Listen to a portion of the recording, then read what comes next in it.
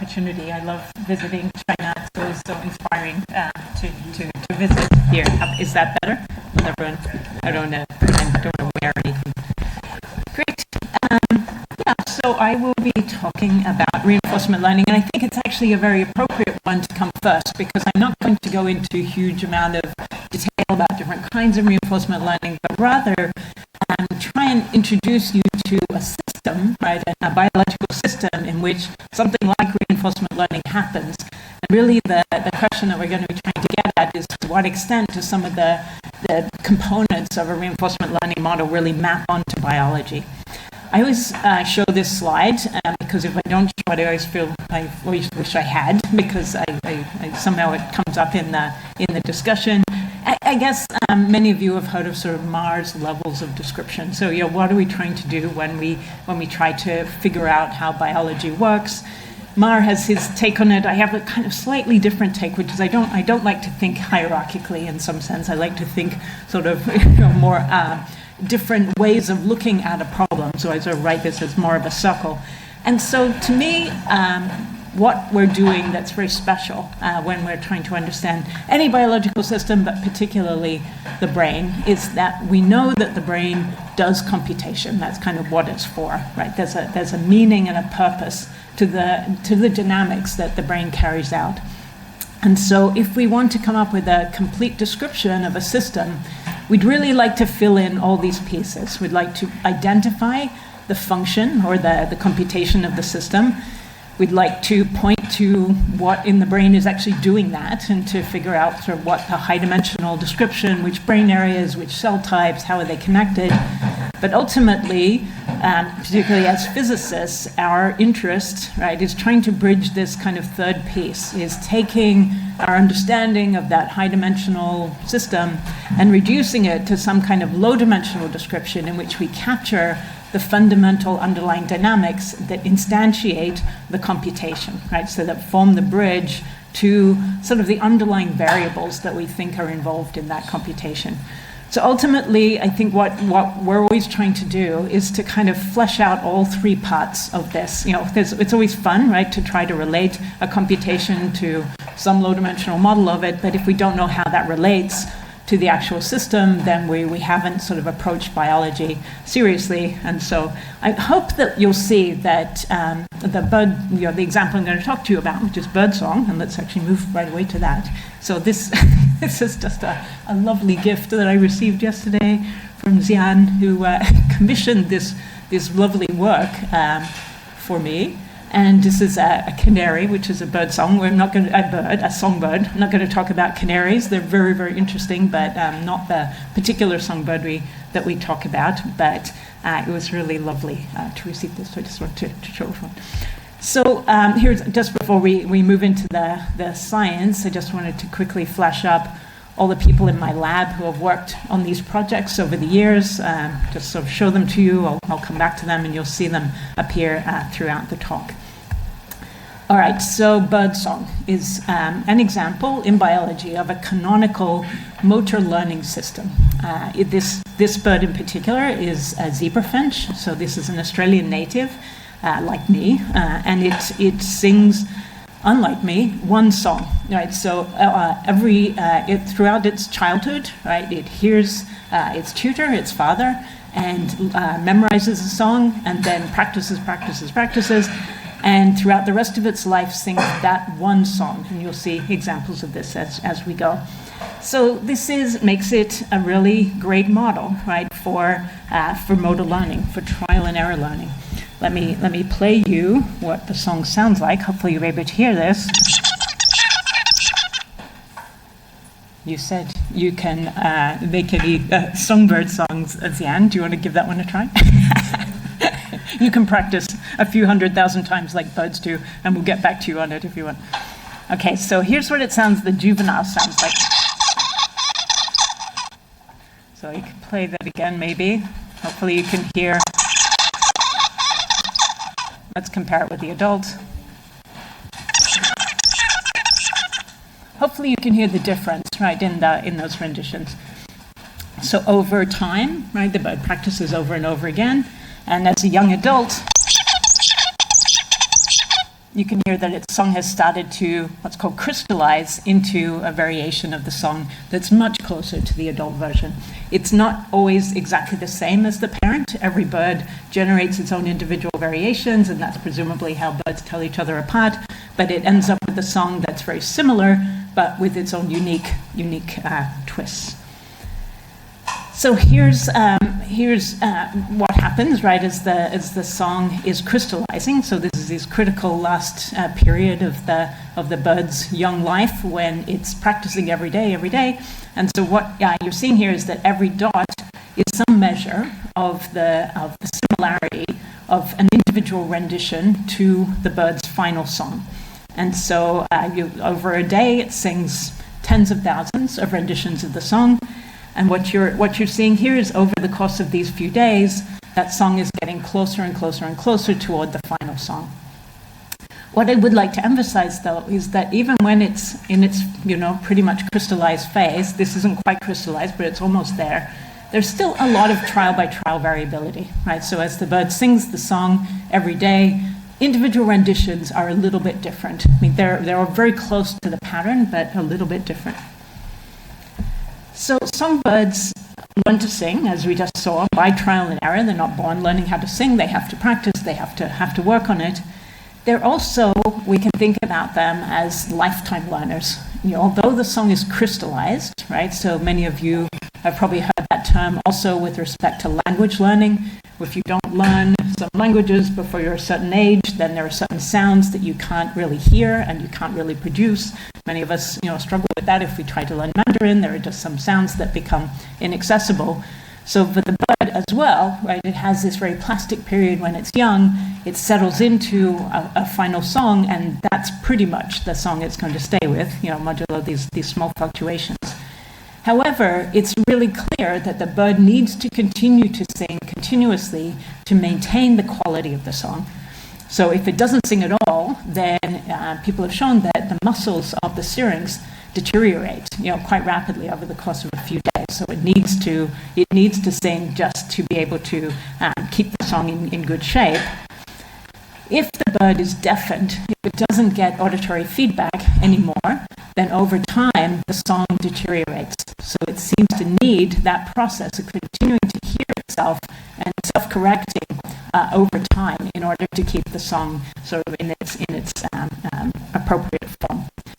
It's also been shown, and this has been a really interesting line of work over the past, let's say 15 years in the birdsong field, is that the adult bird is still capable of learning new variations in the song. And I'll show you an example of that later. So it's not that after the song having crystallized, that's it, right, for learning in the bird.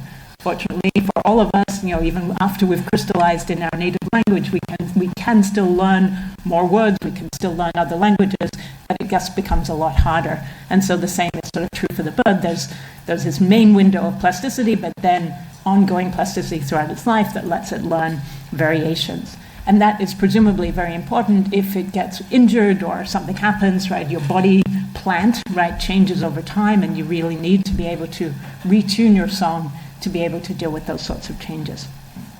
By the way, please do interrupt at any time if you have questions as we go. I'd be happy to take questions along the way. All right, so quick overview of the song system architecture, because we're going to be spending quite a bit of time in these various areas. Don't take a picture of this one, because there's a better one that's a much more cartoon version that I'm going to really deeply use. This is the one where I leave everything kind of in the part of the brain that actually exists. We're theorists here, right? So we're going to abstract this into a version that's a little easier to remember and parse. The key regions that we're going to be focusing on are these two, HVC and RA, and then this other group, LMAN, X, and DLM. And I'll talk more about them in a, as I say, slightly easier to process way. For people who are familiar with motor learning in mammals, these regions have quite close homologies with some of the areas that you might be familiar with. Right? So here we're going to be thinking about nucleus RA, and HVC. Those are very similar to mammalian cortex and premotor cortex. And when I say similar, they're similar both in the nature of their connectivity, and also it turns out in the cell types that these different regions express. This really beautiful work from one of my former postdocs. He did this well before he came to my lab, Michael Faries, that did a really careful comparison of the cell type homologies that exist between these different regions, and it's really striking, the overlap. Of course, in the bird, as you saw in this picture that we won't come back to, these regions aren't, as they are in mammals, kind of pieces of a flat sheet, right? They're all kind of nuclei, sort of enclosed nuclei. So a little bit of a difference in the architecture, but close homologies in the cell types and even the function. So basal ganglia in mammals is divided into striatum and pallium. In the bird, that's sort of smushed into a single area X, that has cell types that correspond to those two regions. There's a thalamic area, DLM, which also plays a role in this sort of corticothalamic circuit involved in song learning. So again, why is the songbird such a great model for motor learning? So unlike mammalian basal ganglia, this thalamocortical basal ganglia circuit, that's a very general purpose machine, right? We can learn to do all kinds of movements, and we use this whole circuitry to learn many different kinds of actions. Beautifully, with the songbird has specialized particular nuclei to particularly focus on song, right? Song is a very important function for it, and these nuclei, essentially, that's all they do. They generate the song, they learn the song. And so in some ways, it's taken one very special function and kind of encapsulated it in a well-defined circuit, which is why it's so effective and so useful for us, right, in terms of our, as a model system. All right, so here's my cartoon that you're going to be seeing an awful lot of, probably every third slide or so. So it took me a long time. I used to have this pinned, above my desk to kind of just make sure I understood how all of this works. So what we have in red is kind of the direct song production pathway. This is cortical motor pathway. HVC, as we said, is like premotor cortex. RA is like motor cortex. RA synapses onto some neurons that eventually drive muscles in the syrinx, right, in the throat. I'll show you in a moment what the firing pattern in those two regions look like. These three, I've kind of put in a circle. These collectively are called the anterior forebrain pathway. If you get rid of this in the adult bird, the song won't change, right? So it's not directly required for generation of song. Where it is vital is in learning of the song, and in fact also in song maintenance. So if you get rid of this and you wait, the song will freeze in place, and then if you deafen the bird, it will stay completely fixed, no change will happen. Right, so this is really, in the adult, the primary pathway for generating the song. However, this is required if you want to allow the song to continue to maintain itself in the event of any change. And finally, we have VTA, right? It's very analogous to mammalian VTA. As we know about mammalian VTA, it's responsible for judgment, value, and reward. VTA projects dopaminergic projections into area X, which is this basal ganglia-like region. Okay, so hopefully everyone's comfortable with that. Again, you'll be seeing it a lot, so don't worry if you don't get everything now. I've colored these connections between these three regions, these interconnections in the anterior forebrain pathway in different colors, to remind myself to mention to you that these are organized in some sense myotopically. That is, different parts of the nuclei that eventually will project out to different muscles, right, via these connections from RA, are somewhat organized within the nuclei and kind of talk more or less to one another, right? Okay, so let's turn to reinforcement learning. As we discussed already, the bird learns its song by trial and error. The natural way we would think about that is as a reinforcement learning paradigm. So what do we mean by reinforcement learning? In a very simple cartoon, we imagine that there's some target, in this case the memorized song that the bird has stored and is trying to approach. Its motor system generates an example, right? So some effort as a baby, it babbles something, and then some system can measure the distance of this attempt from the target, in the next example, it will try something else and see whether that second example did any better.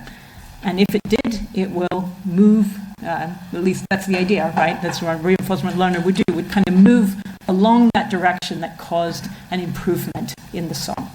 Right, so if you follow this algorithm, then bit by bit, you will incrementally get better until you eventually approach the target. Here's that in a slightly, more rigorous format. So what you have is an actor that generates the action, some action A, that gets processed through the environment. Some kind of reward for that action is calculated. That reward is updates some internal notion of value, right, that the critic is presenting to you. Once you've received that your reward for the current action, then you can update your reward according your internal model of the value. You can generate a reward prediction error, and then you can generate a new action that should minimize, right, your reward prediction error in the future. So here, one of the critical things that one needs, and one of the things we're going to be focusing on here, is this idea of sort of generating actions, right? So somehow you have to have some model, right, for how to make an action in the world, and we would call that sort of the experimenter, right? How do you make up, right, a new action on the next trial? So what we'd like to do is understand how all of these different components of the actor-critic reinforcement paradigm map on to components of the birdsong circuit. So here's kind of the picture that people have been thinking out for a long time. So we saw already all of these different nuclei, right? The cortical motor pathway, the anterior forebrain pathway, and VTA. So very straightforwardly, we can think about this pathway as sort of the actor, right? It generates the movement. That's what's responsible for actually making the neurons fire in the syrinx. One can make a sort of cartoon that all of these nuclei are essentially responsible for experimenting, right? They provide the variability that changes the renditions from trial to trial. If you get rid of this area altogether, the song becomes much more stereotyped. I told you that on every rendition there's a little bit of variability from trial to trial. That comes about because this connection from L-man into RA, although it's way smaller, right, in the adult bird, way weaker than it was when the bird was young, still is able to make small variations in the song. So when the bird is young, most of the activity that's driving the song is coming here from L-man. Beautiful work from Ben Silvetsky's lab has shown that the strength of this connection as the bird matures gets smaller and smaller. So you kind of choke off the contribution of the variability, not to zero, but significantly as the bird matures. So this we think about as the experimenter, and VTA, of course, as in the mammalian circuitry, we think about as kind of the critic. Yeah, so question? For example, when they are raised in the nature, not in the labs, so how do you understand the reward? Because to me, there's no reward in the nature. You just need to keep seeing so that you will not die earlier. That is a fantastic question, and one that we're really going to go into in great detail, right? Because I think you're raising a point that is a key one in thinking about reinforcement learning in general. Is a lot of the paradigms that we use to study reinforcement learning in the lab have an explicit external reward, right? There's something that the animal learns to seek, and it gets a reward. We can quantify it because we're providing it to them. Most real behavior doesn't rely on an external reward. Even things that you do yourself, right? If you're playing tennis against the wall, you can tell, right, when you've hit the ball well and you improve your actions bit by bit without anyone telling you. You do get some reward in that you don't have to walk over and find the missed ball, but most of natural behavior is actually done in what one might call kind of an unsupervised way. And so what we'll look at later is to exactly ask that question: does this whole idea still work when the reward is kind of an internal signal through self-generated goals? Right? That's a great question. Yeah. My theory is here we can look at from the engineering perspective. That is, we use a 6 neural network and then to doing some kind of reinforcement learning. And how this is engineering perspective different from the real biological process? I'm I think what we're going to do for the rest of the hour is answer that question. So, we have neural network implementations in general that do reinforcement learning. Here we're dealing with biology, right? These are real nuclei. They have their own organization. They have their own cell types. There are different cell types in all of these different regions that have very different dynamics. How does this whole thing come together to implement something that we can very straightforwardly write down in a neural network implementation? And one might even ask oneself, why does it need to be so complicated, right? Why are all these different pieces doing? We don't actually need them in general in the reinforcement learning approach in artificial networks. All right, so what we'd like to address today is how does this network work together at a circuit and neuronal level to implement this reinforcement learning algorithm, right? What's special? What are all the contributions of these different parts? How do they work? Why are they set up the way they are?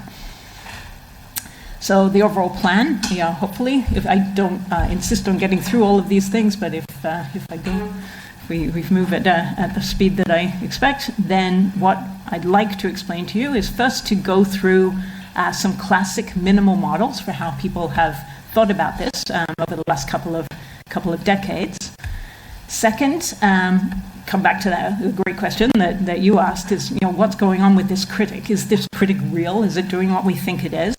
And what, in fact, are the signals that are being calculated and transmitted in this circuit? And then finally, how does this experimenter work? What's going on with all these different nuclei? Why are they all needed? What contributions are they playing? And how does this variability get generated and potentially even modulated over time?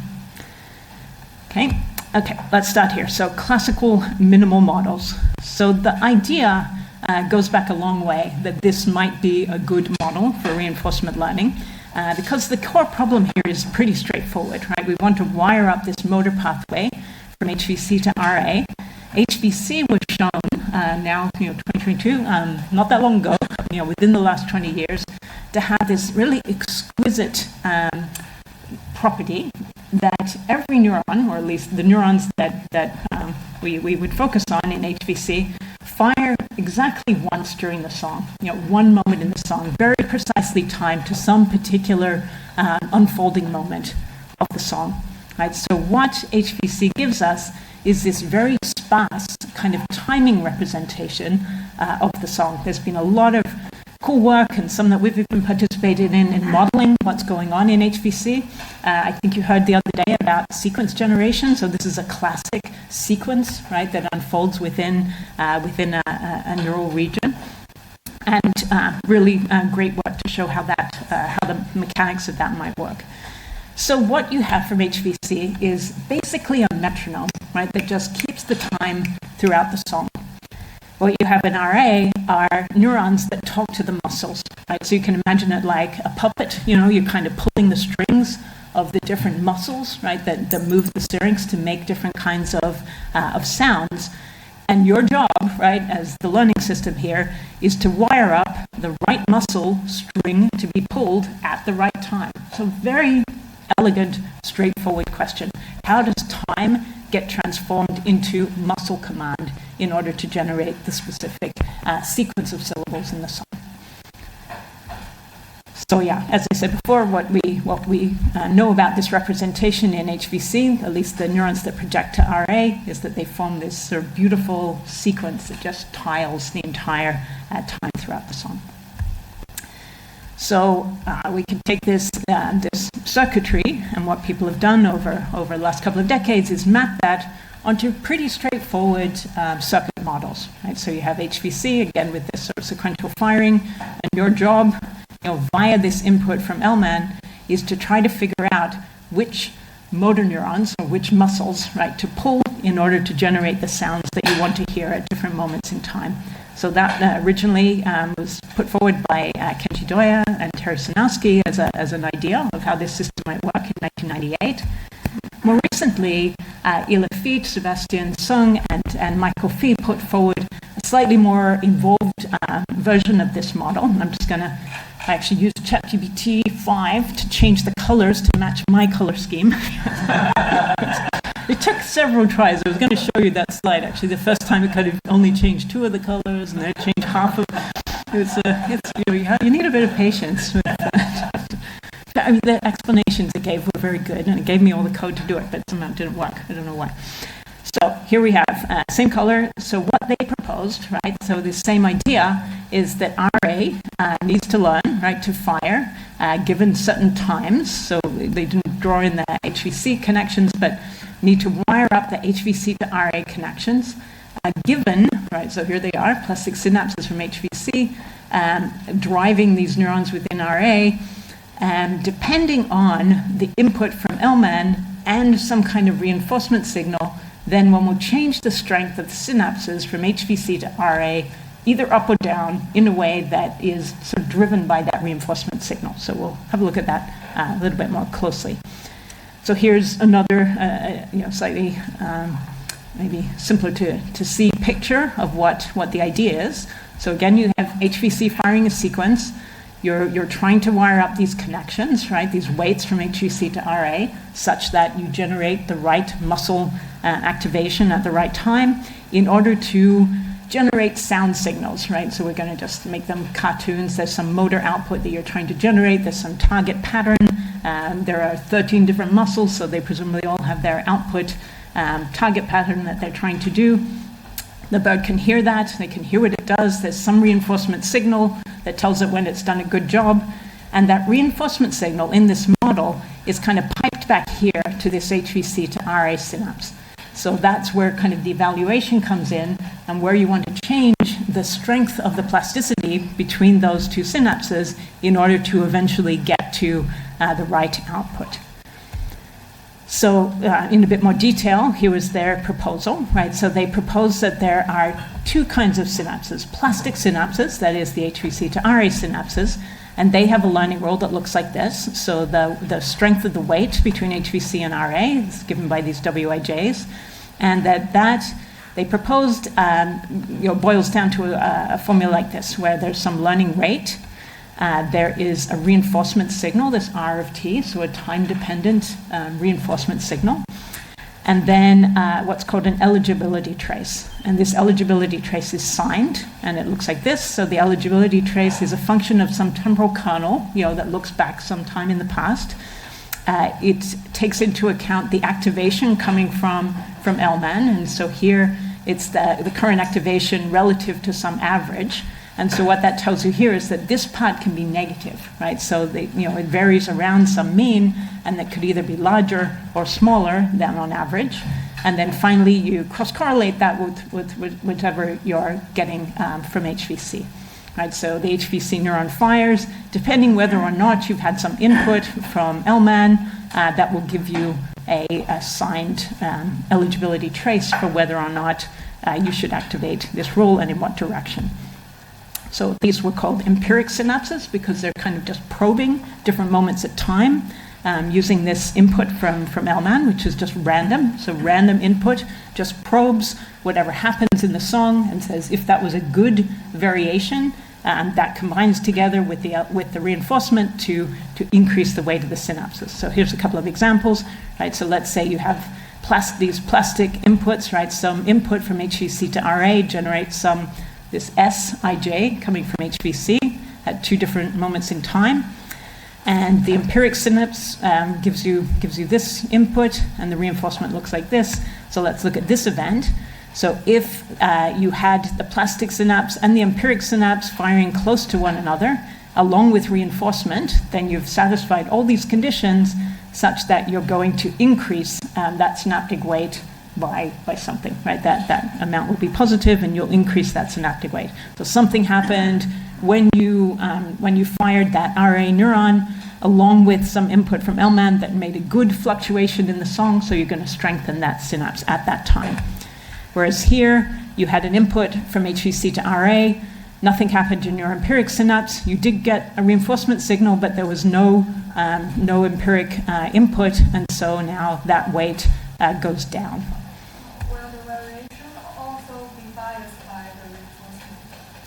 Will the variation? Yeah, the empiric synapse also The empiric synapse is not affected by the reinforcement. That is just some oracle, right, that's coming in. It knows somehow about the quality of the output at that time. This is a big mystery how that could actually work. So, bear these questions in mind as we go along, and we can come back to that. So somehow the reinforcement signal knows that the fluctuation that happened as a combination of this HVC and LMAN input was a good one and strengthens the connection that happened at that time.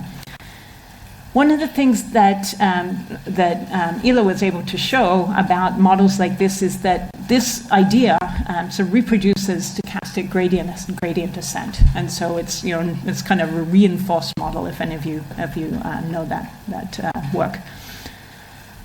She also showed that it's very advantageous, if you're trying to do this, for the representation coming from HVC to be very sparse in time. Right? The fact that an input from HVC only encodes for one moment in time, that is very helpful to something called credit assignment.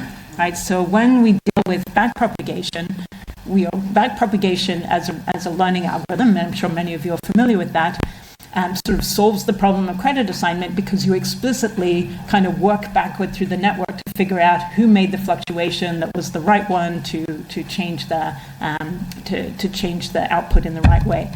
Reinforcement learning doesn't really have that option. All you can tell is that the output, was that a good move that I made right now or not? What this very sparse time representation in HVC buys you is that you kind of solve the credit assignment problem for free, right? You know that was that moment in time, and that's the one that you strengthened, so you don't really have to worry about the origin of it. You can reinforce everything, but only the one that happened at that time is the one that's going to experience that change. Yeah. This side, what do you mean by I and J? I is a neural index, or J is a neural index? Yeah, I and J they're neurons, so the I's are in HVC and the J's are in RA. So this is the connection between HVC and RA. Those are the key ones, right? That's the work we're trying to do, is to wire up time to motor output, and so those are the synapses that are kind of the target of the learning problem. Yeah, then what the problem is now in the digital chase, SVC has a lower subscript IJ, the biggest of the pair of the neuron. Right. But the HVC is the neuron at the upper layer. So the I's are in HVC, the J's are in RA. So this is for weights between the ith HVC and the jth RA.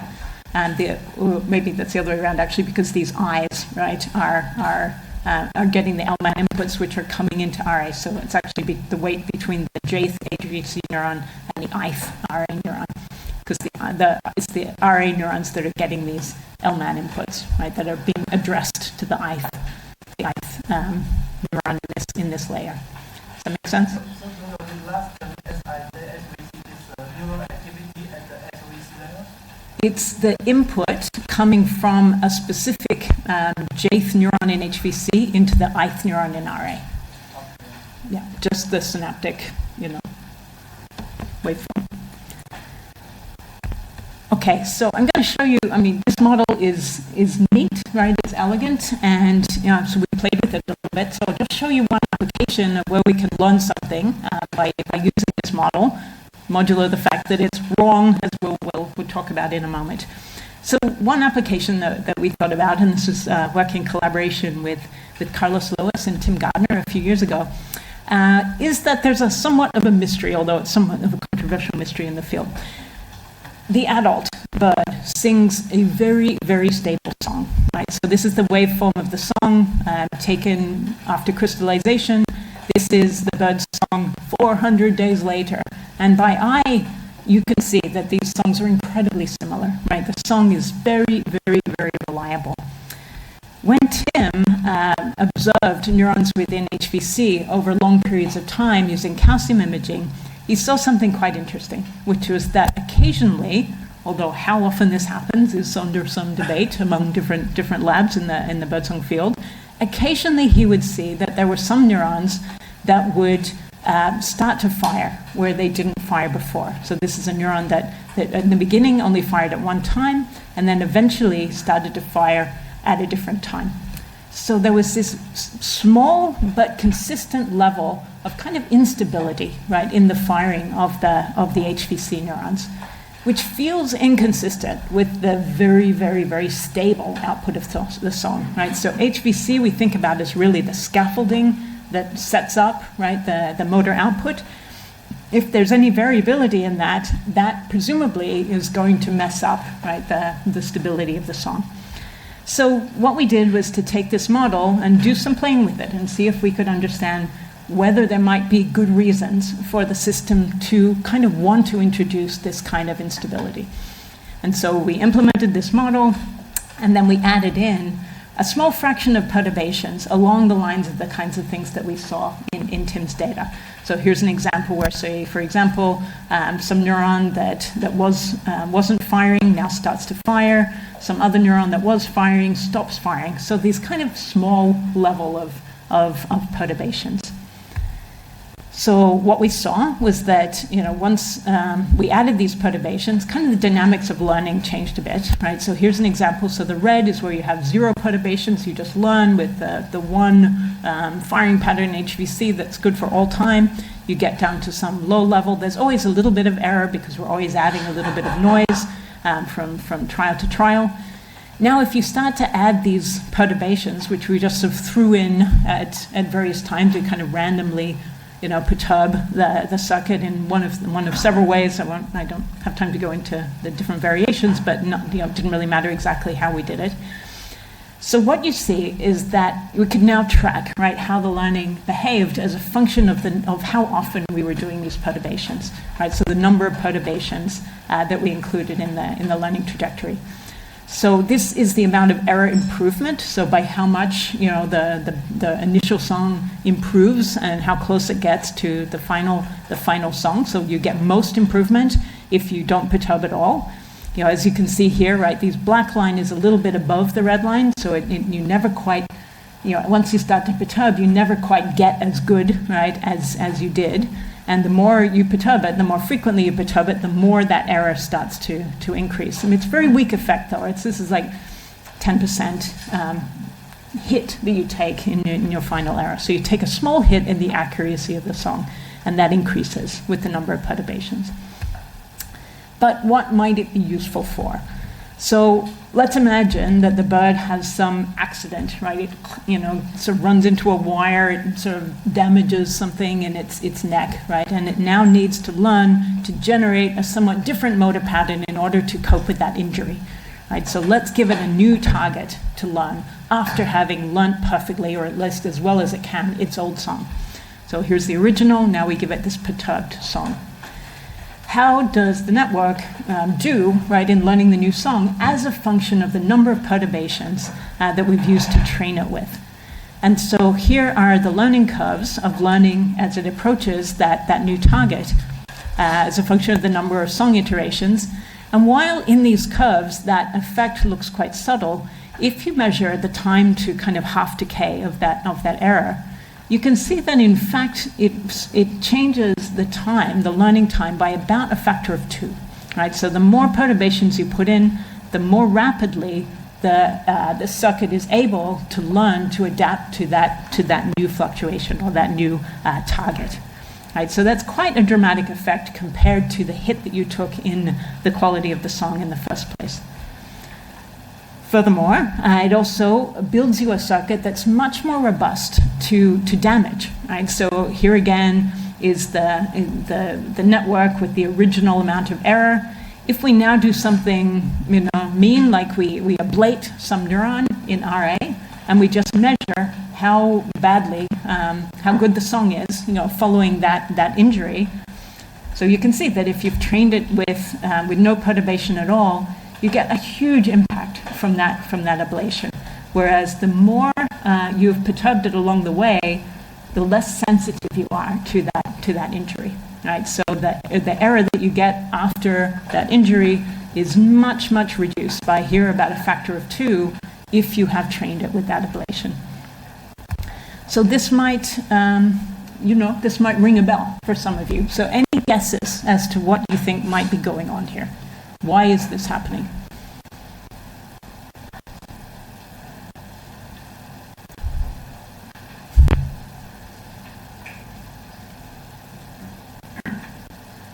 So what's happened is that once you train this, over and over again with this very strong sequential behavior, all kinds of correlations get built into that structure of the HVC to RA connectivity. So, because the song is being built in this kind of sequential way, and the time scales of the fluctuations are kind of slow, then what happens is that the connection from one HVC neuron to one RA neuron is quite correlated to the connection between that same neuron and the next one, and that same neuron and the next one.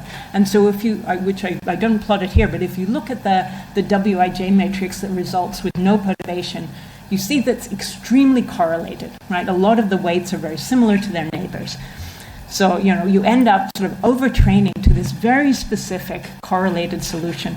So once you need to move it, once you need to change something, it's actually very hard to kind of get out of this deep well of training that you've gotten yourself into. I imagine that for some of you, this might sound familiar, right? If you've trained any neural networks, and there's something that it's very similar to, which is node perturbation, right? If you're training a neural network, you also don't want to kind of overtrain to a very particular training set. You want to kind of turn nodes on and off, add sort of random fluctuations to them in order to not find yourself, right, in this very deep kind of local minimum that becomes very difficult to generalize from. And so we think that this small degree of variability that is observed in HVC, and it can be like 5%, is enough to leave you in a much less correlated solution that is much easier to move out of if you need to, if something happens that you need to now learn a new song. All right, so nice, right? That was an example of making use of this model to show why it might be useful for HVC to include perturbations.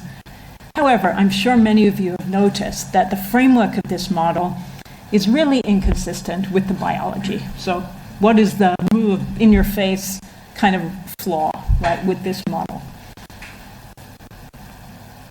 Going back to the anatomy, or at least my cartoon of the anatomy. So what's different about this picture than the anatomy? So let's pull that picture up again, right? So here was the anatomy.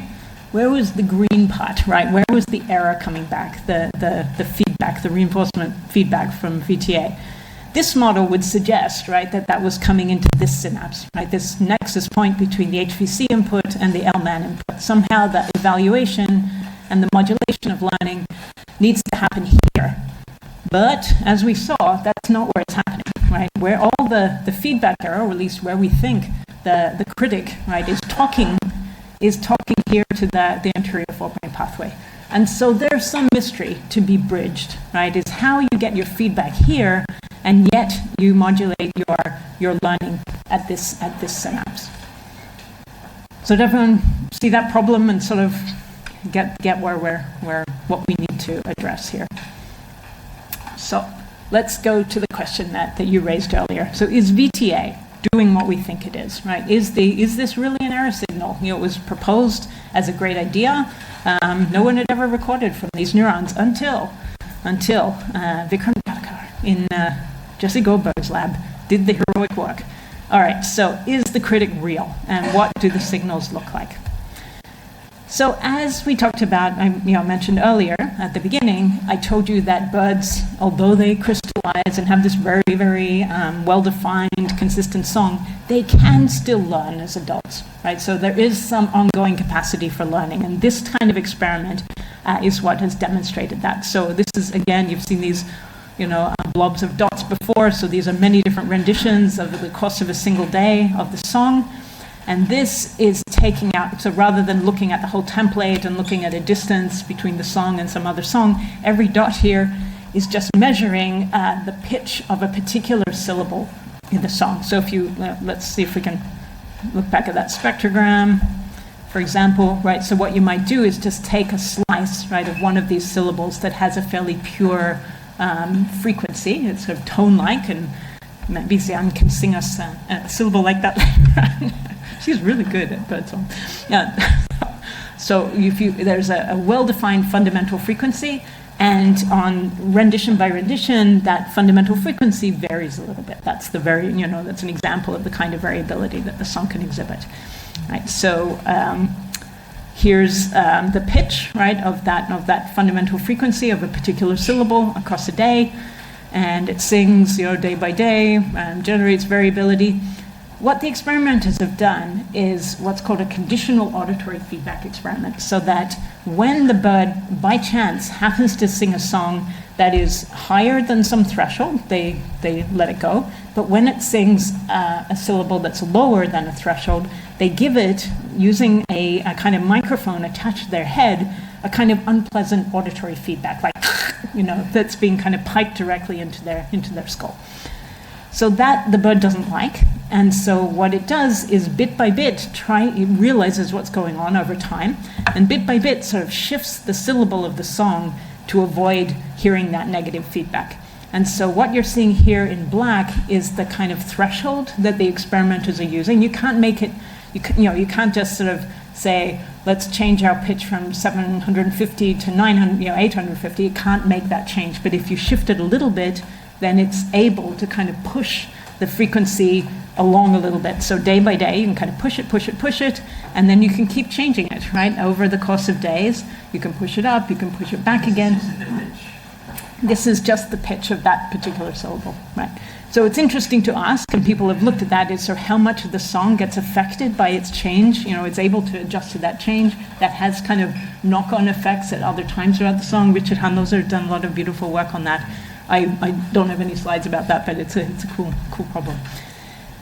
But what this is demonstrating to you, right, is the bird's sort of capacity to realize, to hear, right, that something's going wrong, and to be able to make these small changes in the song over time. So what Vikram did was to use a variation of an experiment like this to ask, what is VTA doing, right, when something like this happens? So he did quite a simple example, right? He took the song, he chose a particular moment in the song, and in this case, randomly, on half the trials, he gave that kind of auditory feedback, and on the other half, he didn't, right? And so what the bird is experiencing is this sort of, as though it had sort of accidentally made an error, right, on half of the trials. Then he very laboriously, and this was really hard work, recorded in VTA. He identified the neurons that project to area X and recorded from them directly in VTA. And these are the spike trains that he recorded from those neurons. It's a small group of neurons. This is really hard experiments. Took him a couple of years to get this data set. But what you're seeing from this example, this is one neuron over the course of 170 renditions of the song, on which half, right, it's undistorted, the other half it's distorted.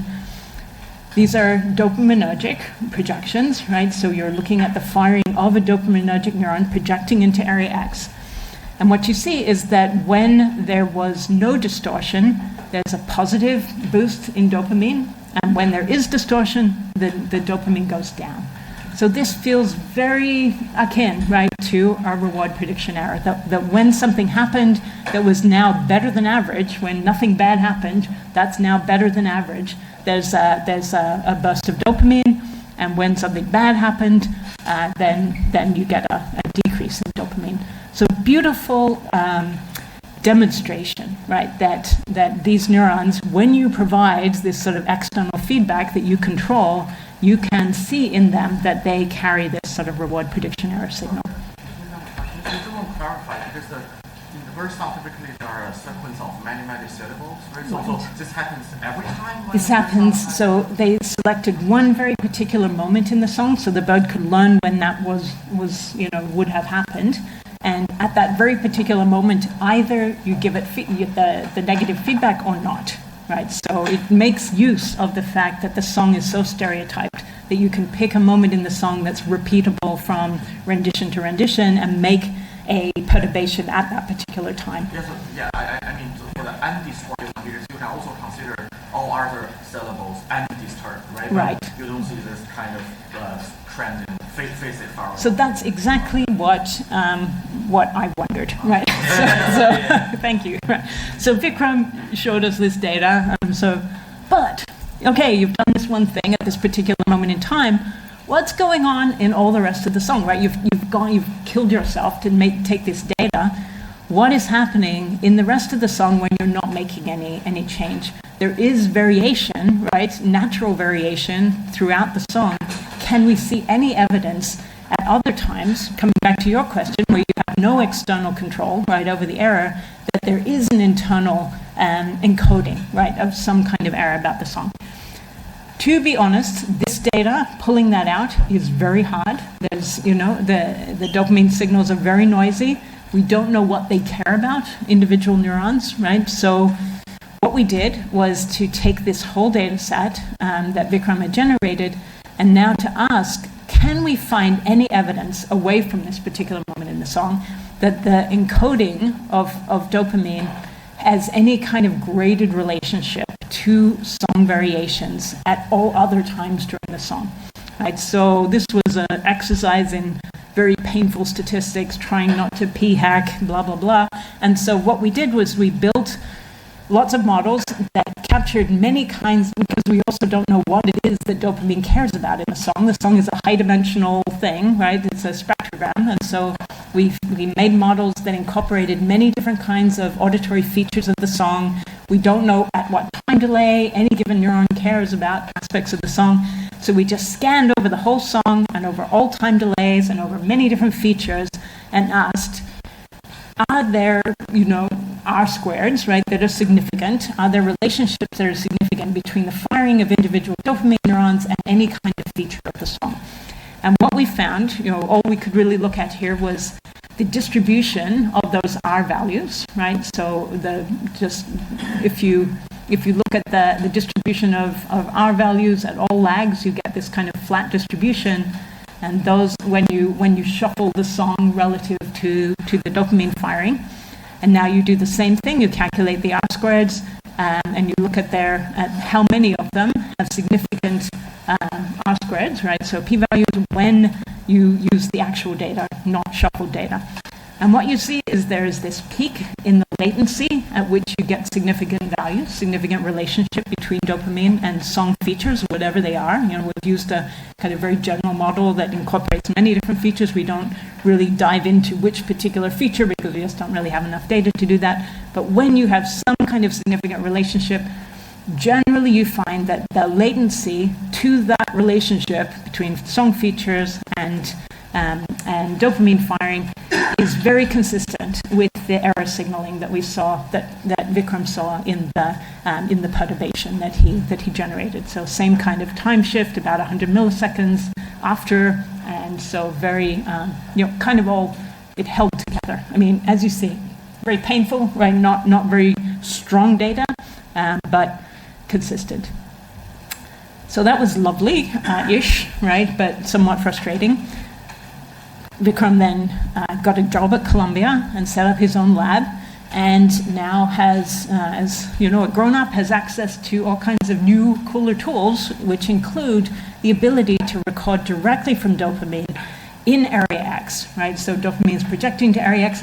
You can now use D-light or whatever you want, use 5-photometry to look directly at the dopamine signal coming into area X from VTA. So if you infect, neurons, you target it at, terminals that are coming from VTA. You know that the dopamine that you're looking at, or the dopamine activation you're looking at, is from VTA. And now we can do that over much longer time because we're recording optically over days and days, and just watch dopamine signals across, hundreds of thousands of renditions. And so that is data that Alison in my lab and students in Vikram's lab have analyzed, recently published. So here's just an example of the time course of over a few days, some examples of a particular syllable.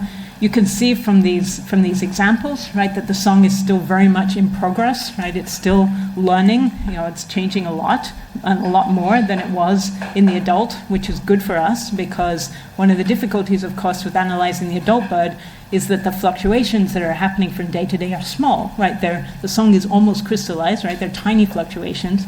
Whereas in juvenile learning, the fluctuations are much bigger, so we expect to get a much larger signal. We've got a much larger variation in the song. We should get much larger fluctuations in dopamine.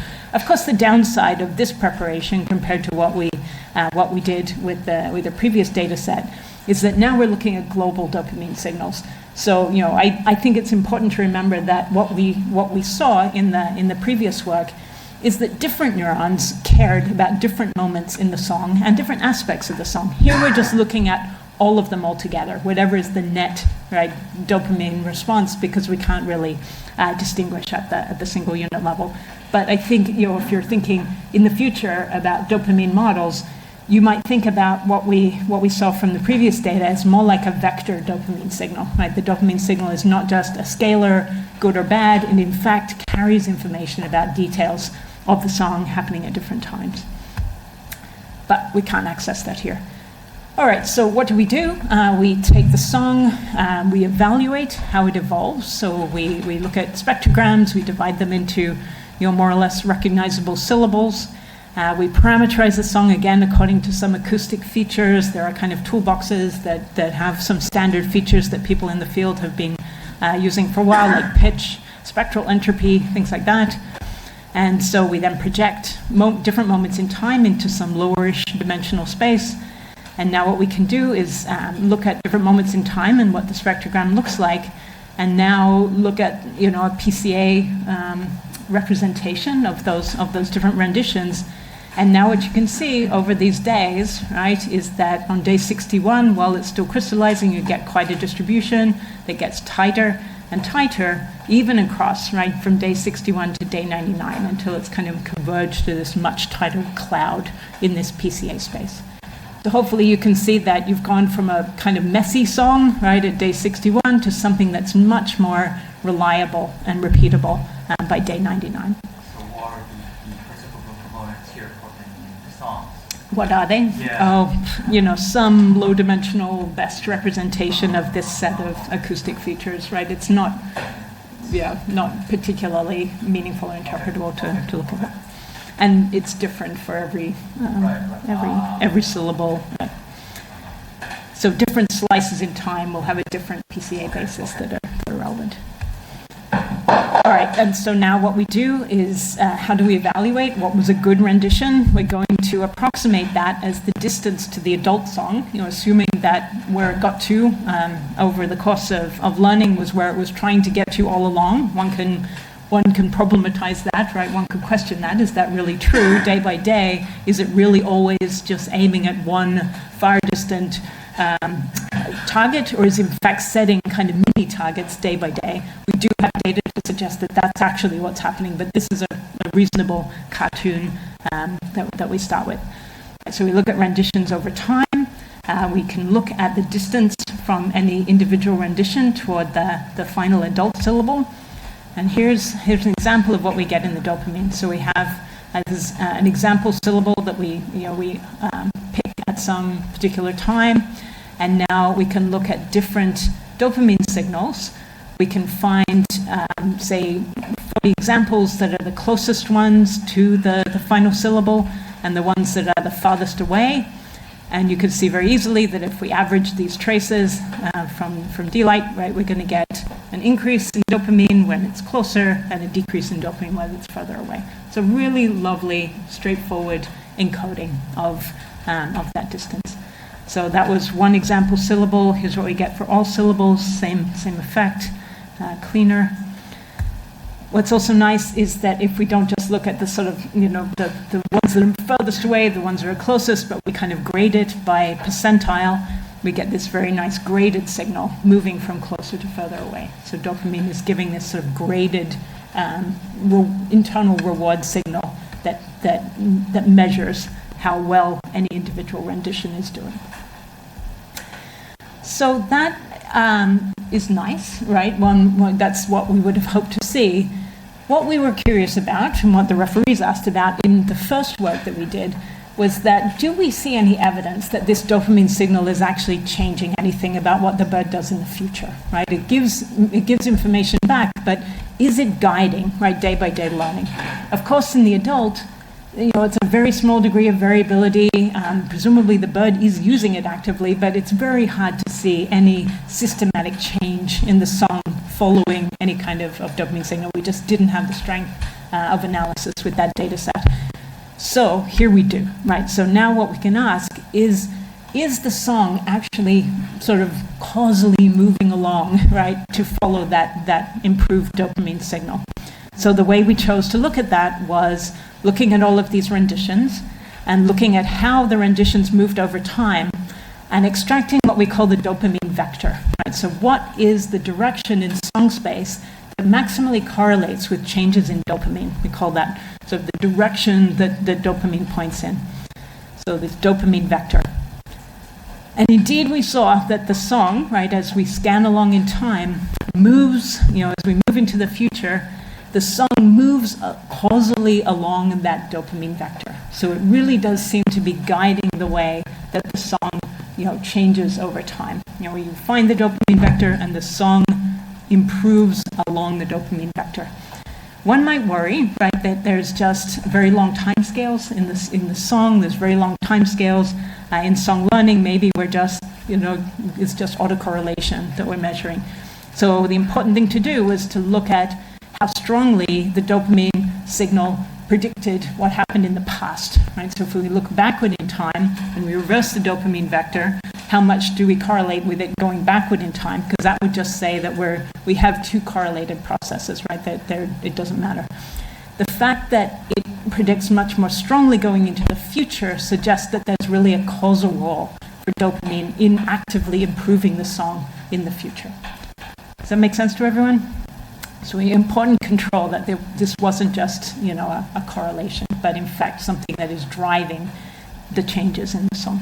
What's the x-axis? Here, these are renditions relative to the dopamine vector, right? So we've calculated the dopamine vector over a certain block of songs, and now we look at how the renditions have changed relative to where so the dopamine vector has some direction, right? And so now we look out in time away from the block in which we calculated it and see if the song is kind of pushed in that direction in times when we didn't use to calculate the vector.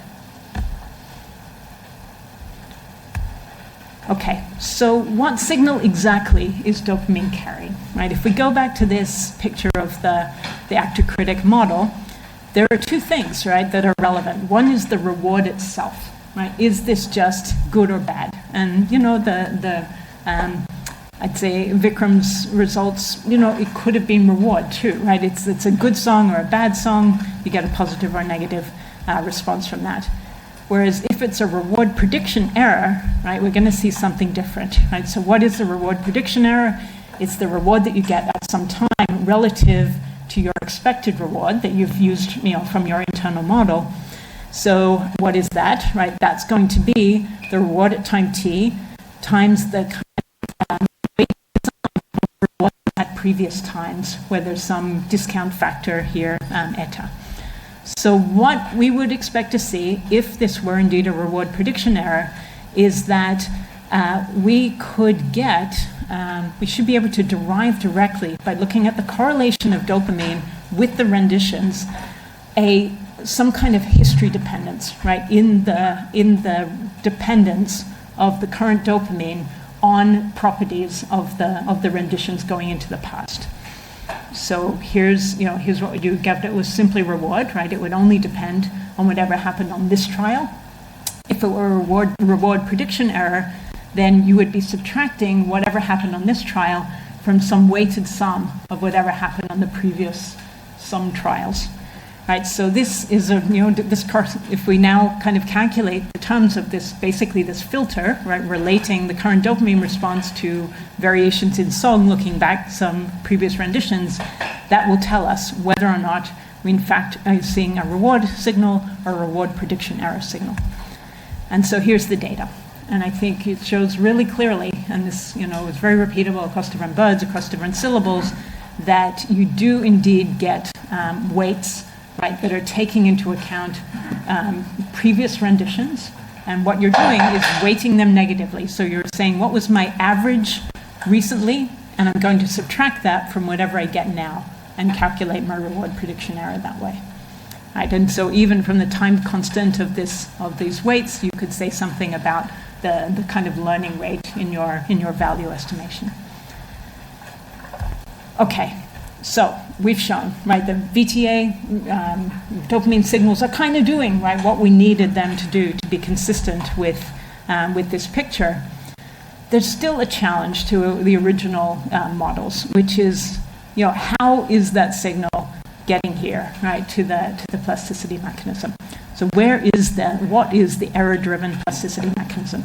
So now we get into realm of speculation. I think I've shown you the last really concrete data. Now it's all guesses and ideas. So one possible clue to what might be going on comes from a phenomenon that's very cool in zebra finch, is that the bird is able to sing two very behaviorally different kinds of songs. Right? They're called directed song when the bird is singing to a mate versus undirected song when the bird is singing alone.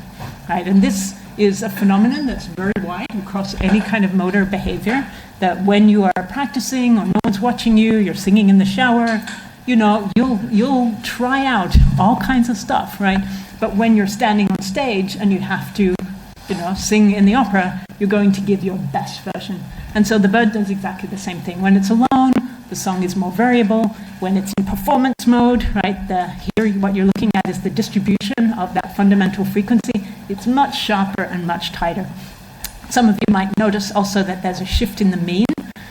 In fact, the song when the bird is singing to a mate is also a little bit faster because it's hotter, right? It's heats up, sings a bit faster, right? So you have to be careful in making these diagrams to make sure you're not incorporating that issue.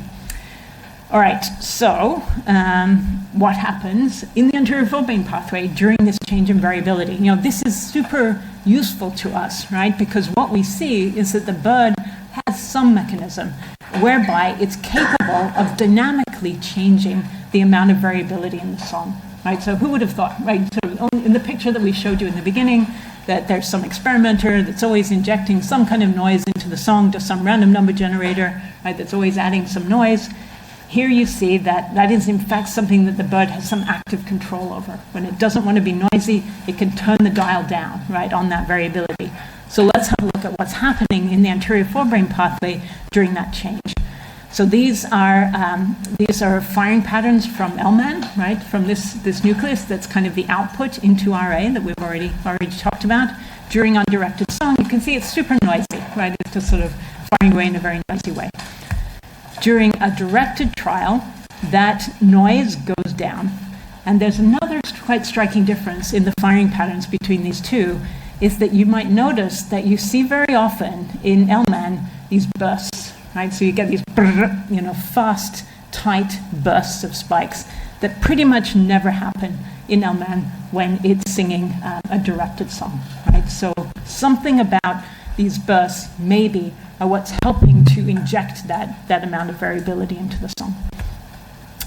So some years ago, many years ago now actually, Michael Faris, that I mentioned before, came to do a postdoc in my lab, and I would say, I've had a couple of postdocs who just came in with their own project and really didn't need any input from me. This was one of them. Michael had in his head, Ila's paper had just come out. He was kind of furious with it. This can't work. This is so unbiological. It doesn't make sense. What might be a way that a real neural circuit could do reinforcement learning using the tools that we know are available to a biological system? So what are the tools, learning rules that are available to a real biological system? Spike timing dependent plasticity, right? That is the key rule that we know, that the difference between the timing of the input spike and the output spike determines the weight change between them. That's kind of buried a little bit into Ila's rule, but it doesn't directly use that. if you just set up a circuit to have spike timing dependent plasticity and you run this network, it's terrible, right? So one thing that spike timing dependent plasticity does, many of you will know about this if you've ever tried to use it, if you have an input sequence and you're trying to train something to generate a consistent output timing sequence, it drifts, right? People put that as a positive, that you learn to anticipate, but no, if you're trying to just sing the same song every time, you don't want that to happen. You don't want your timing, right, to continually drift forward. And that always happens with spike time dependent plasticity. And so your relationship between your HVC firing and your RA firing under just normal spike timing dependent plasticity is not fixed. So what Michael did was to try to devise a version of spike timing dependent plasticity that was consistent, that would actually make it work, that would allow you to learn a stable sequence of spikes. And so what he did was sort of a variant on an idea like this, which is to say, what you'd like to do is to use spike timing dependent plasticity, but to essentially dial it up or down according to your reinforcement signal. So there's some reinforcement signal that knows about whether or not you did a good thing or not, and if it was, you then apply your spike timing dependent plasticity rule, otherwise you turn it off. And so this type of idea has become very popular in the literature in the last 10 years, 3-factor learning rules.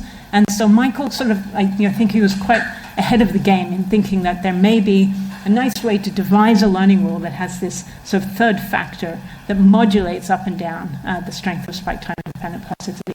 So one proposal he made, sort of buried in the discussion of this very, very long paper, was that one way that is reasonably biologically plausible to dial up or down the degree of plasticity is to use bursting. So if you use LMAN to inject bursts, right, in that HVC to RA connection, then that can be a mechanism to allow spike timing dependent plasticity to work, right? So you add in this sort of rapid burst of inputs, and that generates the strength of the relationship between this input and output that actually drives that rule to work.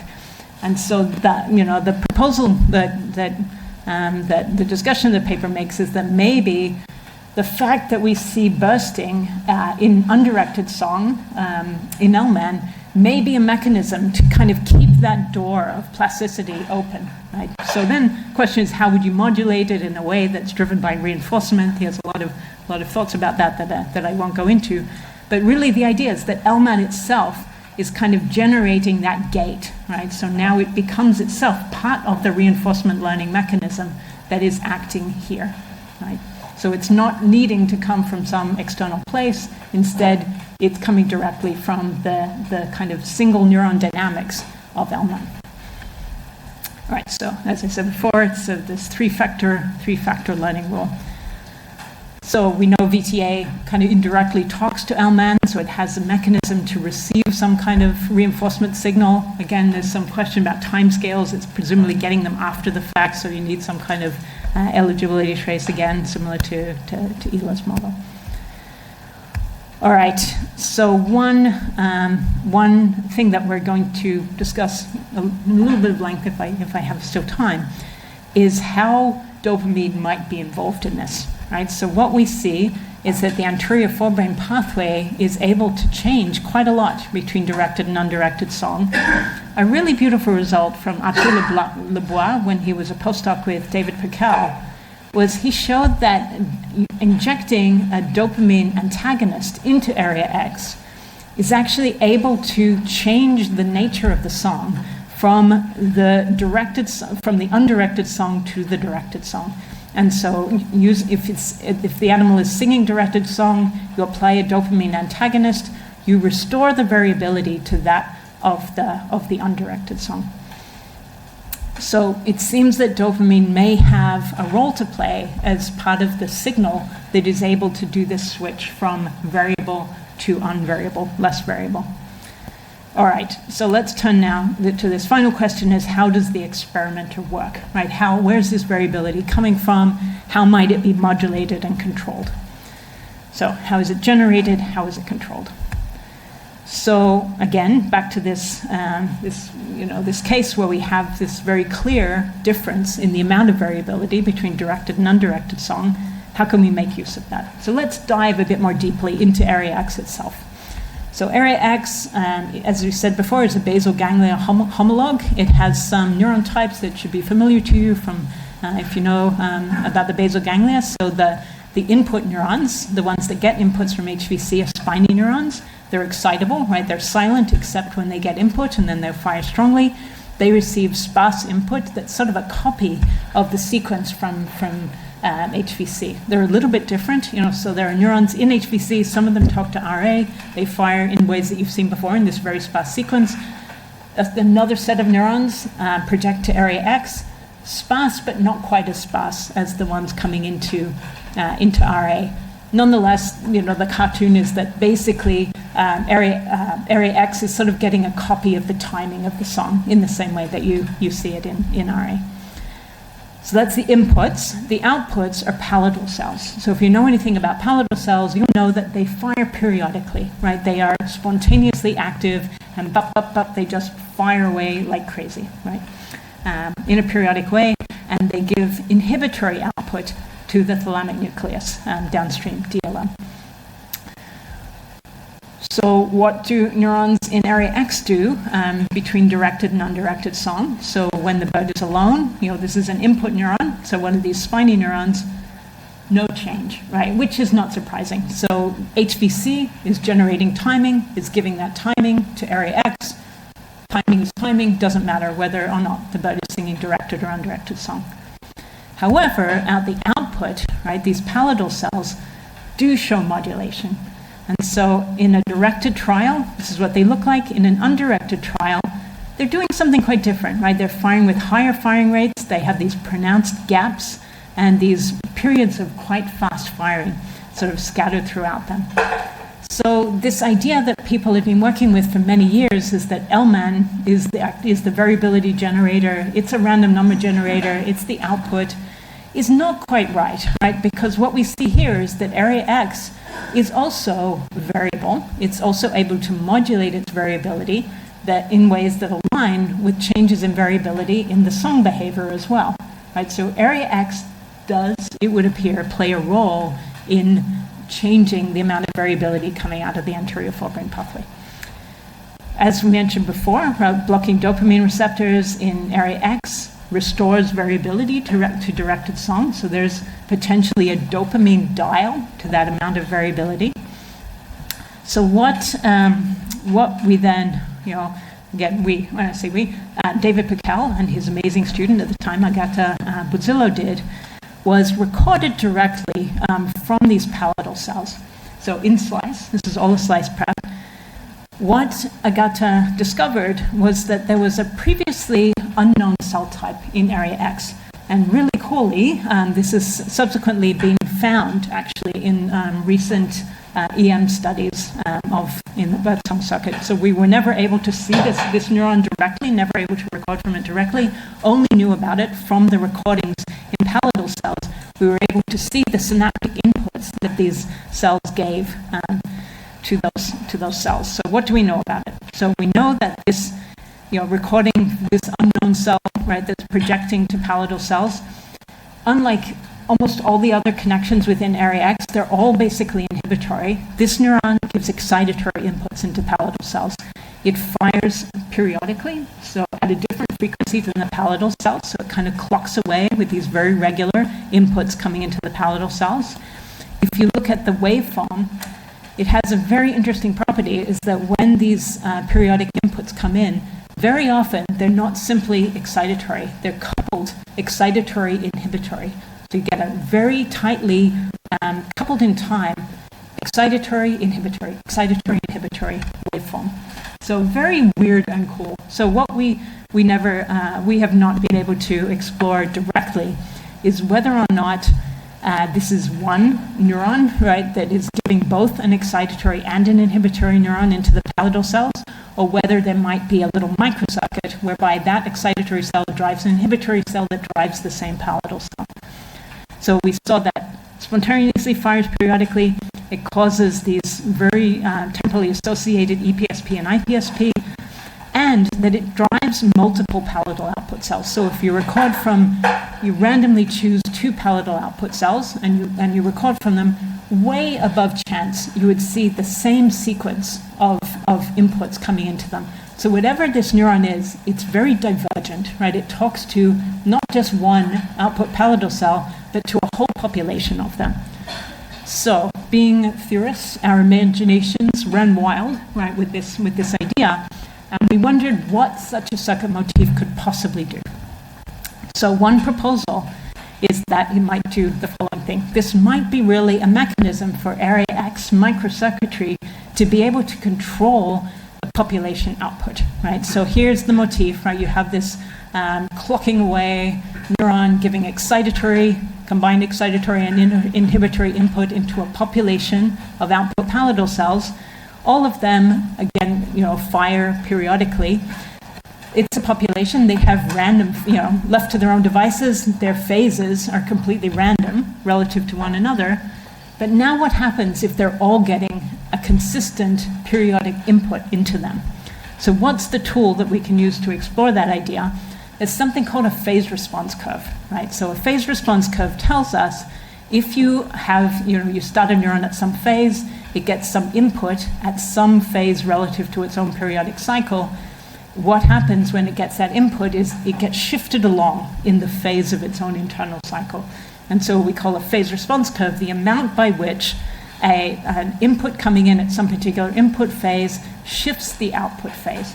Right, so you can imagine that once you've moved to a different output phase, you now return that output phase as your new input phase, and you can treat this phase response curve as a kind of iterated map. That having this periodic input coming in sort of shifts you along, from one sample to the other of this map. So it's as an iterated map, there are different things it could do, right? So it might have a fixed point. As you keep stimulating it periodically, that map might lead you to some convergence, to some fixed point. Another thing it could do is that it might be chaotic, right? You might bounce from phase to phase to phase and generate a whole sequence of different intervals, right, with every input. This is like 20 hertz, right? So this is fast, right?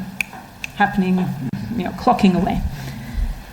So the beauty of this, right, is that the shape of this phase response curve depends on the nature of the microcircuit input. So the waveform that it's getting is going to shape the structure of that phase response curve.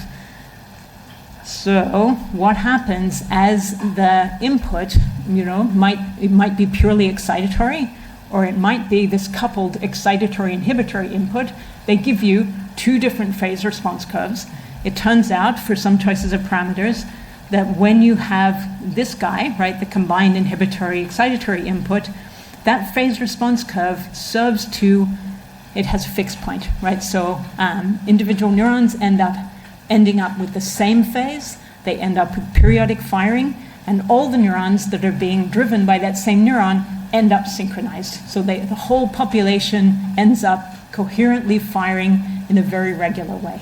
Sorry, so the dopamine receptor is in which type of cells here? So, right, what's the role of dopamine here? So dopamine, we don't know how dopamine might do this. What we found from the slice recordings is that by applying dopamine, you went from a case where this very often happened to a decoupled case. So it kind of got rid of the inhibitory firing. So it became a purely excitatory input. So dopamine acted as a switch to move from one type of phase response curve to a different type of phase response curve because it changes the nature of the waveform with which that microcircuit is driving the downstream neuron. I know this is a complicated model, so if you're losing me here, don't feel bad about it. What I want you to do is just take this take-home message that by shifting from one microcircuit motif to the other, you can shift from having an output that's synchronous and very regular to an output where every neuron is firing asynchronously. Everyone is in a different phase, and that phase is varying randomly. So you get these big gaps, you desynchronize the population.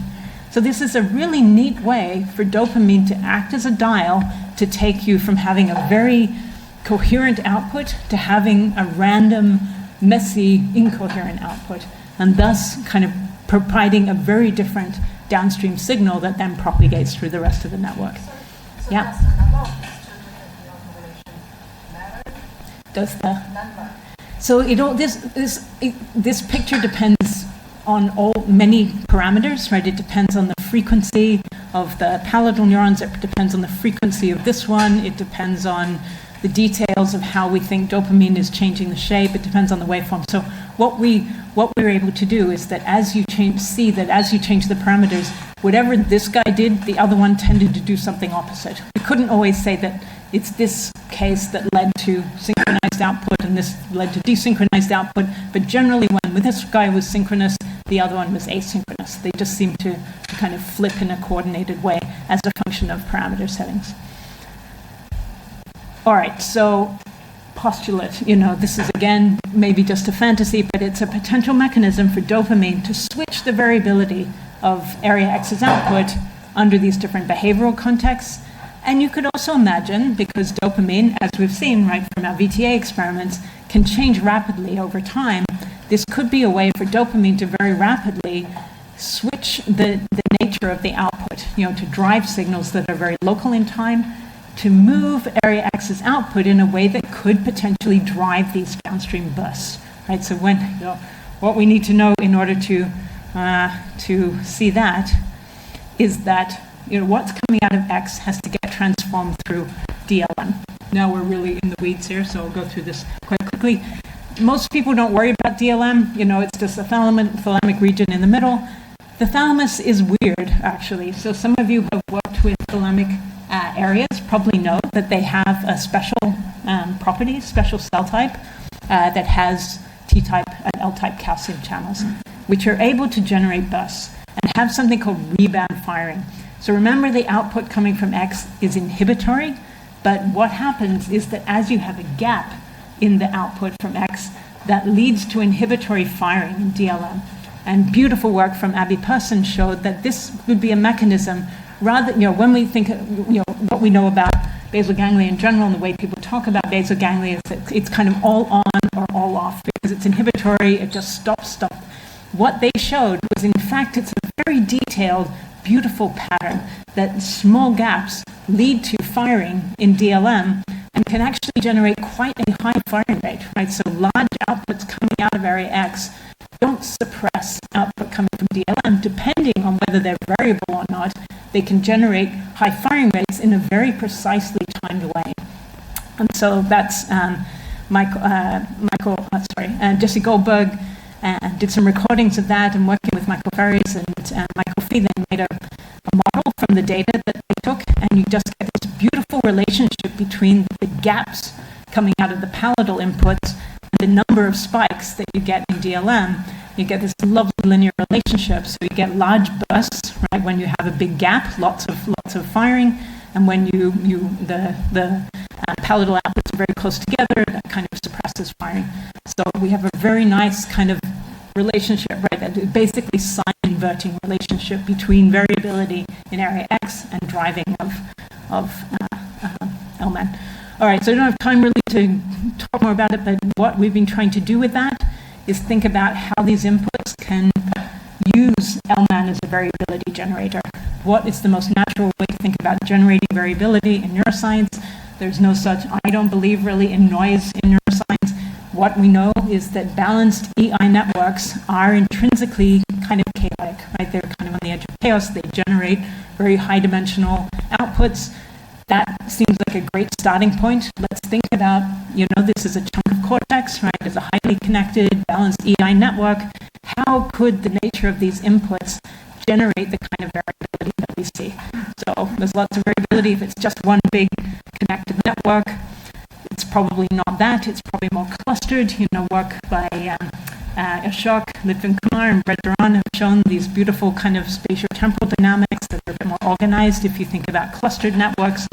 What we need to do is put that all together with knowledge or understanding of what the inputs look like to say something. It's very hard to just look at data and infer what the nature of a network is if you don't know anything about the inputs. But what we're hoping is that these new tools like LFADs and other things can kind of simultaneously extract the internal dynamics of LMAN along with inference about what those inputs might look like. And going down this path of really looking deeply at the biology of what X is doing, what DLM is doing, is really, I think, essential to understand what the nature of those inputs might do. You know, if you have like a DC input into a chaotic network, it's just going to be completely variable. If you have very structured input that's highly correlated, even though it's intrinsically chaotic, you quench that chaos, right? You're driving it with white noise. It might look very variable if you only look at one neuron, but if everyone's being driven by that same input, they're all going up and down together, it's not chaotic at all. It's totally input driven. And so one can imagine, right, as you change the nature of the input, that you can move the network from highly variable to not variable at all, according to that input. Right, I'll stop there, blah, blah, blah. Right, I won't tell you about this other model. It's not ours. So, summary, what we saw. HVC, generates sparse sequences that form a basis for motor learning. I showed you evidence and models. Well, I didn't show you this, but we have work showing how those sequence dynamics could be sort of self-restoring. We looked at the critic, right? We saw that VTA has activity that's consistent with RPE signals during natural behavior, so it generates an internal signal that gives the bird feedback about how well it's doing. We speculate that dopamine may play a role in modulating that variability. The experimenter, still very open questions how that all works. We don't think LMAN is just a random number generator. We think it's really modulated by these upstream nuclei that may be controlled by VTA to generate different kinds of outputs. So X may learn a bias. I didn't tell you about this. This is kind of this two-stage model. May learn bias, also may modulate variability. What we talked about repeatedly is that special neuron types in area X, in thalamus, may have particular biophysical properties that really contribute to their function in these different networks. And finally, DLM, gives you this timing signal that's very precise, can do a sign switch, and may generate the bursts that ultimately get passed through LMAN to drive plasticity in the output. I won't talk about that. Lots of pieces that we haven't discussed, lots of other areas that I've kind of glossed over.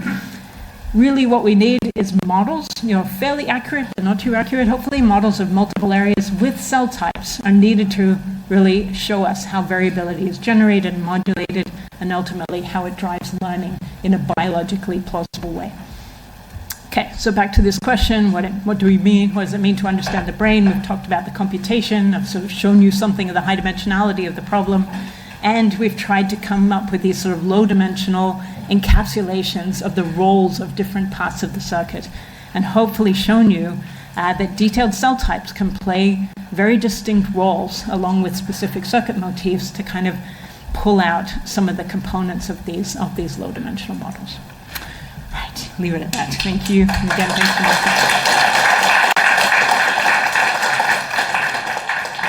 Take a couple of questions because sorry for going over time. Well, also I didn't even let you break because you were going so strong. So you first. I'm wondering, would it be possible that the Versum system is model-based and LMAN is an area that contributes to state encoding, and dopamine signal is used to update the state representation? I love that idea, and we've written about that in grants. That maybe what's happening during learning is that, at least the way I think about them, and this may not be exactly what you mean. So some people have, Surya Ganguly and Richard Hadloser have thought about whether there's kind of a forward model that the anterior forebrain pathway learns, such that it knows how to direct, right, output. And I like that idea a lot. I do think there's value to that. There also may be value to LMAN building in dynamics that constrain the fluctuations to lie in a motor output space, right? So it's very inefficient to learn randomly. What you might want to do is use, structure within LMAN, maybe that you learn throughout development, to kind of make a lower dimensional space of variation, right, that you can more efficiently drive whatever's coming out of the outside. So those are two, I think, versions of what it might mean to have a model, to have model-based learning. One, to learn the space of relevant variations, and another to be able potentially to actually direct your fluctuations.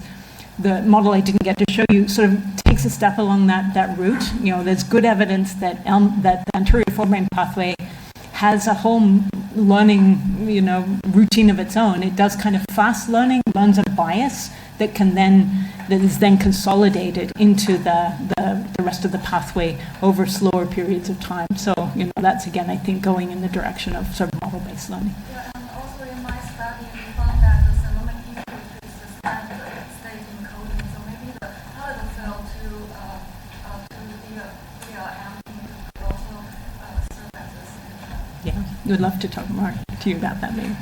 Yeah, thank you for talking. Sounds to me that the whole circuit is highly organized and super complicated. So I have a very specific question. So where is evolution coming from in this structure? Whether this is the songbird structure is the optimal point of whatever you think of, compared with other birds. Can you have any comments on that? Yeah, so a lot of people focused on zebrafinch for years because of this very sort of crystalline output, right? It's always the same song. So that really raises the question of whether the motifs one sees in HVC, this sequence, are even relevant to birds that sing much more interesting songs, right? That might, like canaries, that might reuse the same syllable many times and have complicated grammars and might have many pathways, right? So what would HVC do in that case?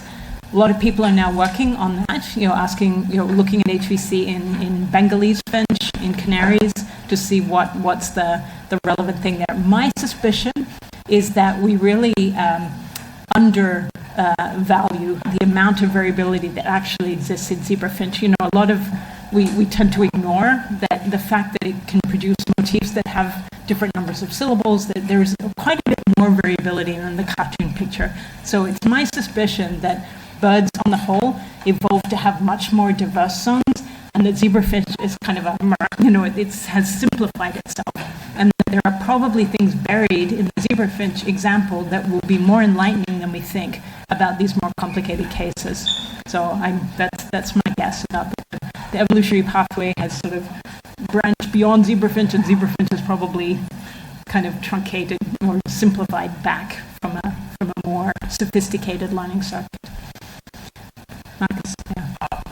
Is there an alternative to reinforcement learning for how to think about this, or is that the whole game? And we just have to fit it into the Yeah, I think this sort of model-based learning, it's a variant, I guess, of reinforcement learning, but it is a reasonable approach, right? That you could learn to devise fluctuations that may change. If you were able to, and then there's a question of how do you learn that, right? How do you learn a forward model in the anterior forebrain pathway for how to drive output via this kind of extra pathway? So I think that does stand as an alternative, but then it raises the question of how would you do that, right? How would that pathway learn that model, which I think is a very interesting question. One last question. So maybe a little bit deviated from the software studies, but in general about the function of dopamine in this reinforcement learning framework. I think this reward prediction error theory might be the most popular, if not the only theory if we go back a few years ago. But recently there are other computation theories emerging. Like some people propose that it may have something to do with labeling every salient event, right? Do a prospective reward contingency stuff, or other people also propose that it could be modulating the learning rate in the policy learning process. So what's your general take about these different theories about dopamines? Yeah, I mean, as you see here already, our leading idea about how dopamine might play a role is very different than. So I don't think it's not playing a role in reward prediction error, but the idea that dopamine could cause a firing difference that propagates down to tweak a learning rule in an output pathway is a very different way of thinking about what it might do, right?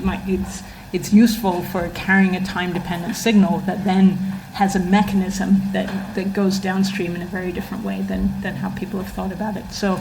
I'm very open to other even going back to Marcus's question, other ways of thinking about this. I think this is a great system to look for them in, and I definitely keep, although I framed the talk in terms of reinforcement learning, very, I'm always looking for, contrary anything to standard ways that people think about things. So And this seems like a great place to find them because it's so boiled down and so quantifiable that we really can ask those questions directly. And I definitely hope that this system is one that will raise new ideas, right, about how things work rather than just confirm ways that we already think. Okay. I want to thank you for a great talk. Thank you.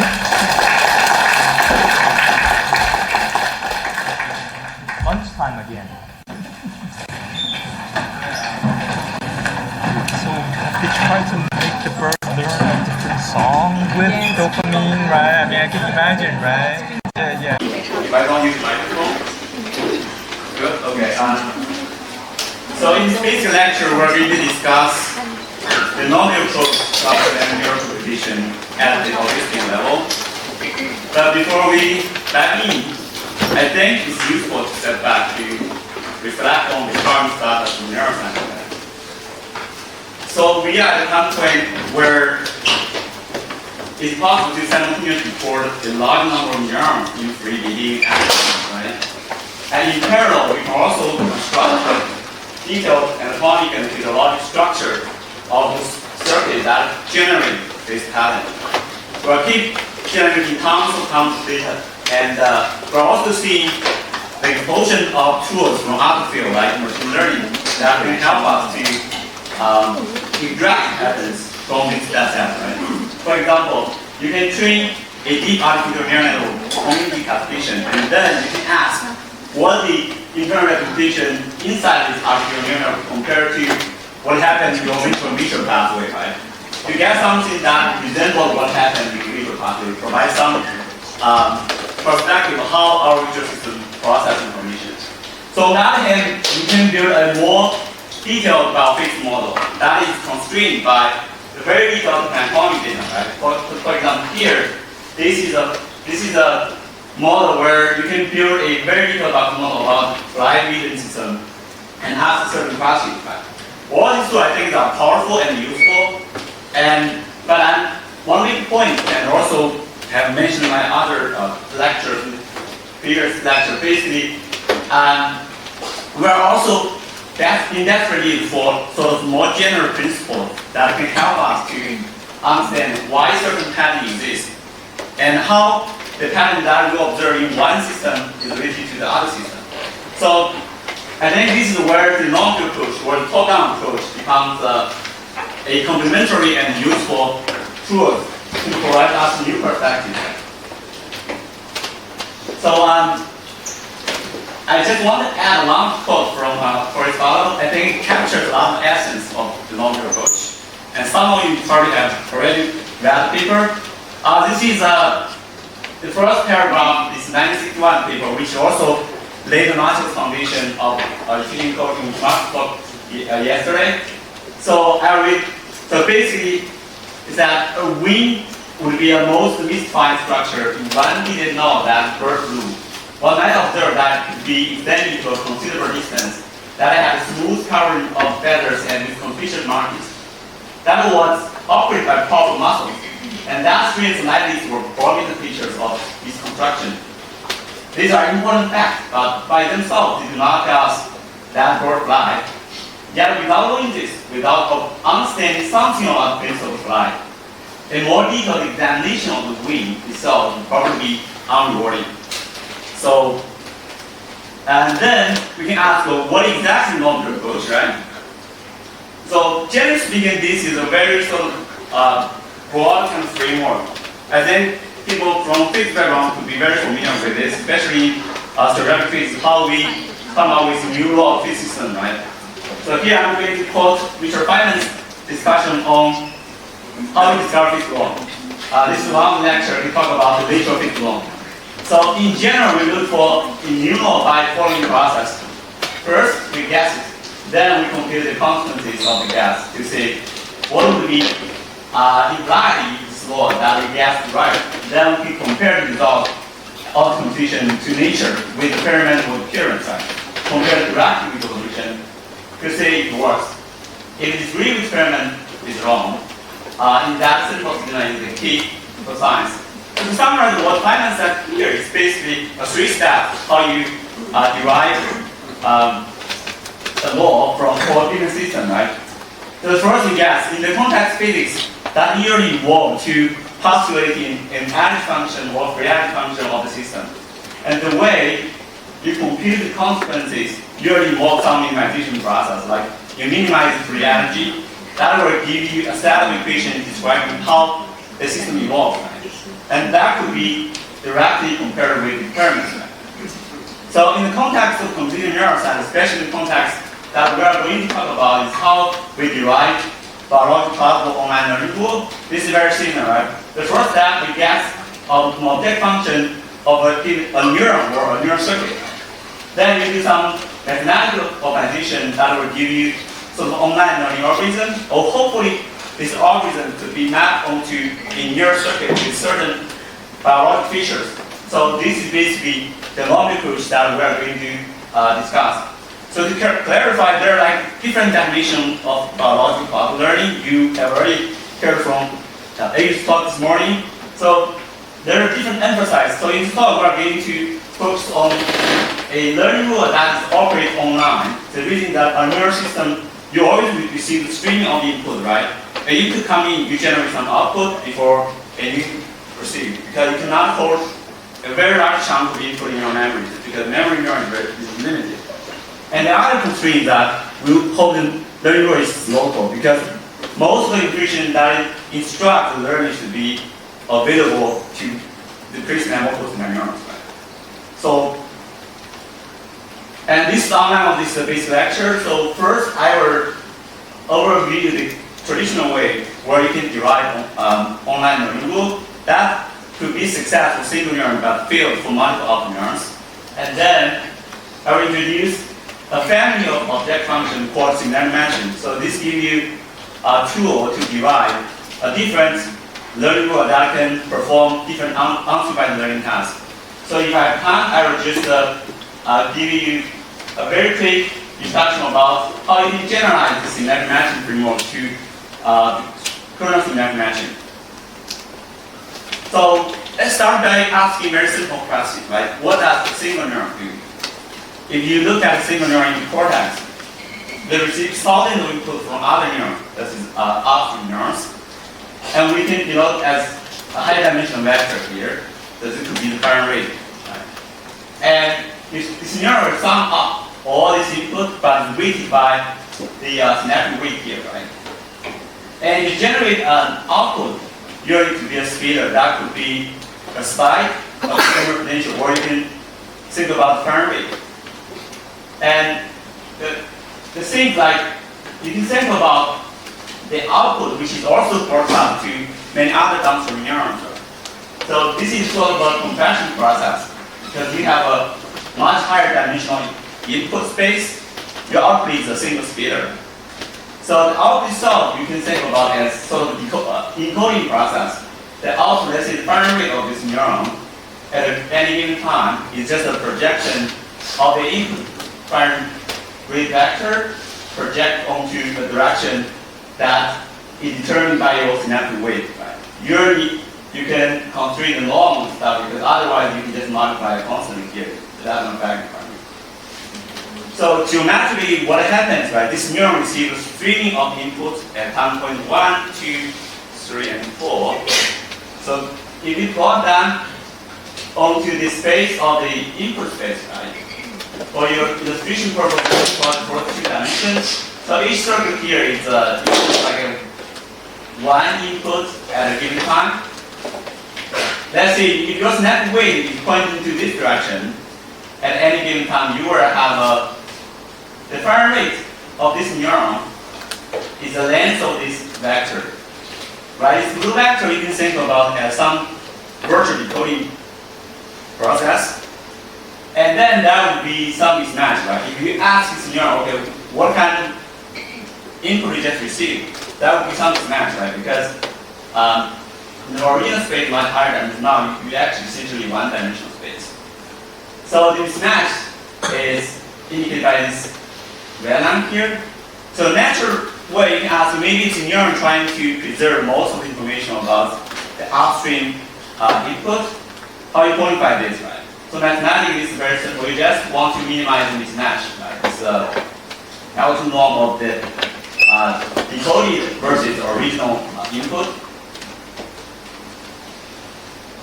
And you can just plug in the definition y, and you can now also eliminate y because y is dependent on w, right?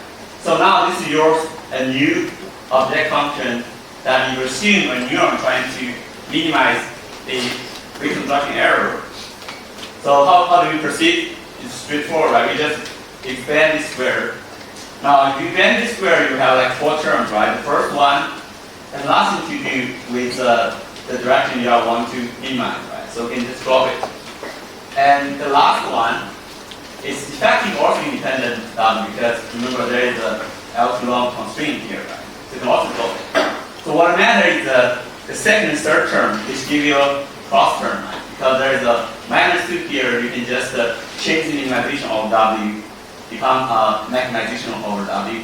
So now this is your new object function that is equivalent to the original one.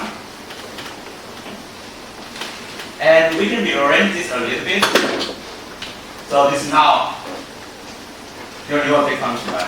What inside this bracket is a sample covariance. Now the object function becomes, you want to find the direction. Sorry, I missed something. Why is the same W used for decoding? As for encoding? So because now your output is just like a speed of current rate, right? So that is like, so if you ask, I give this information, what's the best estimate about input? That is simply, this is a directional vector multiplied by a speed which is the strength of current rate. Because there's no other information you can get. So you assume you don't know prior or... Yes. I see. Yeah. So, can anyone tell what's this? I think many of you have probably heard about or already familiar with this optimization problem, right? You have some simple covariant matrix. In one kind of direction that maximizes. What is this? Right? The PCA, right? Principal component analysis. So the optimal solution would be just the direction where you can preserve most of the covariance for input. So this is sort of the prediction where we start from the simple object function. You just want to minimize of the reconstruction error, then they give you a prediction that the optimal kinetic weight should be proportional to the top eigenvector of your simple covariant matrix. So, do we test this in any data set? And this work from Mita's class group where they use the data set from flight analysis of factory system. This is data from Swami and Robert Samuel's lab. So, in flight analysis, there are like around 20 different olfactory receptor neurons. So they present the animal with a panel of different odor molecules. So using two-photon calcium, you can report the activity of those olfactory receptor neurons. So this map is organized in a way such that if you look at each row, each given olfactory receptor neuron is strongly activated by the corresponding odor molecules. That's why it looks like a little diagonal structure. It's just usually this way. So if you interpret this odor molecule as input to these olfactory receptors at different time points, so you have upstream primary pattern X1, X2, XT, etc. Then you can compute the simple covariant matrix. But once you have parameters, you can just do the PCA to make a prediction about the synaptic weight between the ORN and downstream neuron. So that's the idea. So if you do that, that's what your prediction. So that is how all the olfactory receptor neurons the activity strength with downstream neurons, as indicated by this green line here. And on the other hand, you can just look at the atomic data, right? It's already available.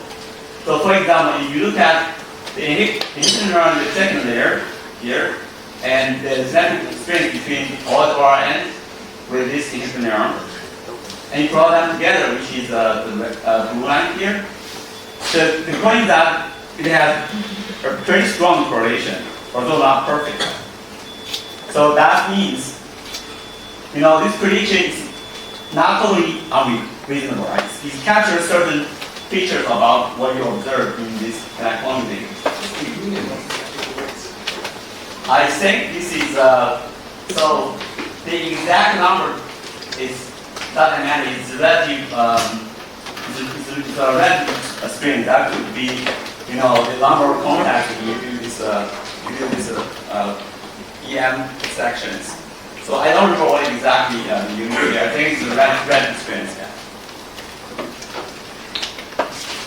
Any other questions? So the y-axis is the identity of the neuron? Yes. And what synapse exactly are we talking about? This one. So this is the factory sister neuron to the hinge neuron in the middle.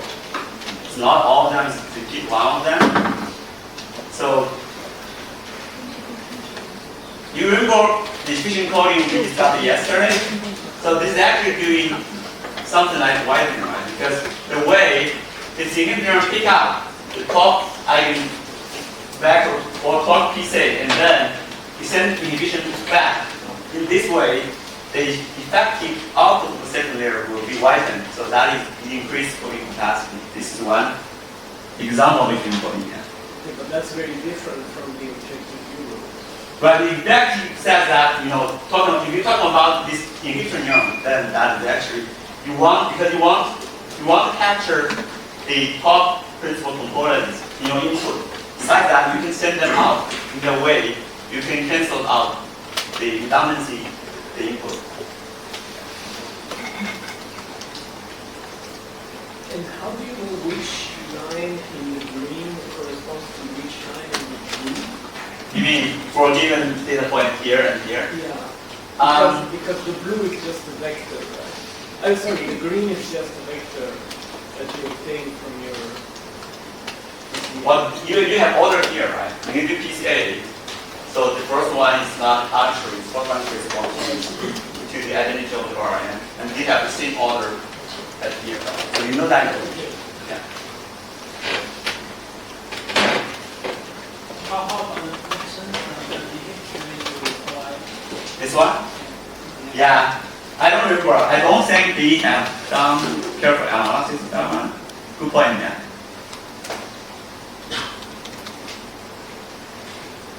All right. So the next question, how does the neuron pick up the specific direction, right? So you can imagine there may be two different scenarios. One is that it's actually hardwired from genetics, and through development program, you can sort of form certain type of experience, right? But in this system, there is evidence that the synapse will actually evolve or change depending on the recent history olfactory environment of the animal. So that's the second scenario, where maybe this could be learned through some unsupervised learning move, right? The question is, how does the neuron figure out the synaptic weight?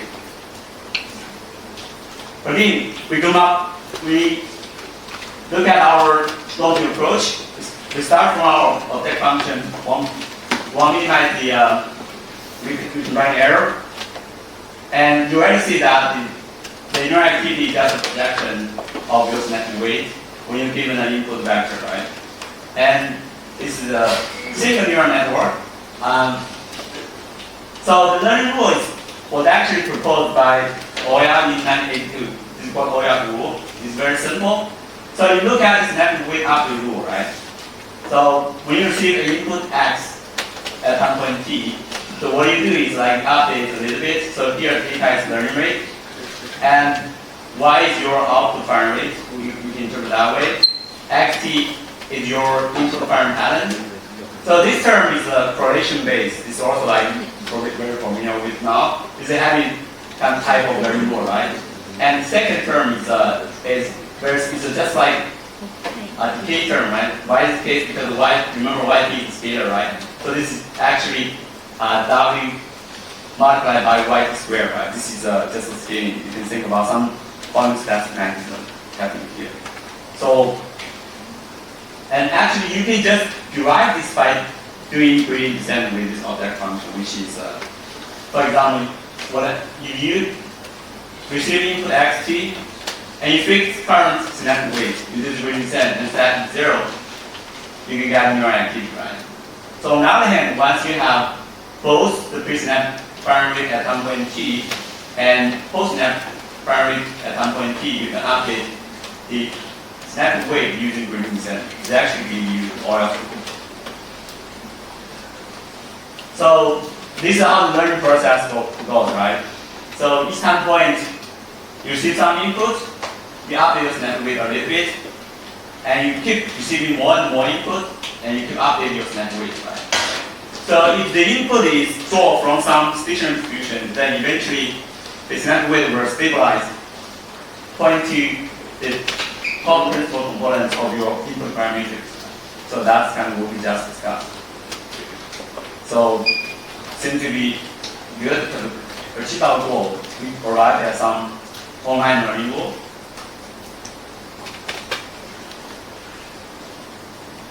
And a natural question you can ask, right? Sometimes you not only care about the top component, maybe you care about the second, the third. Natural way you can think about, can we use this with multiple optimum? Right, before doing that, I will provide an alternative approach to interpretation about the object function we just discussed, right? So, which is basically, you can think about it as rank 1 matrix factorization. So this is our reconstruction error minimization object function, that if you put all the inputs at different times together, you can write into this matrix form. And now, this big X theta matrix is n by t. N is the number of channels, t is the number of counterpoints, right? And this is what exactly how we arrange X into the big matrix, right? Each column is a parametric vector at a certain counterpoint. And then your goal is trying to find two rank 1 matrix or just vectors like that. You can approximate this matrix, right? So the way, if you interpret this way, then it can become straightforward to think about if there are like 2 or 3 more neurons, right? Now, instead of doing rank 1, you may want to do rank k, right? Approximation about your input data matrix. So here, you can think about this low rank W matrix is consists of like several different column vectors. Corresponding, the output of your firing rate is several low vectors. Right?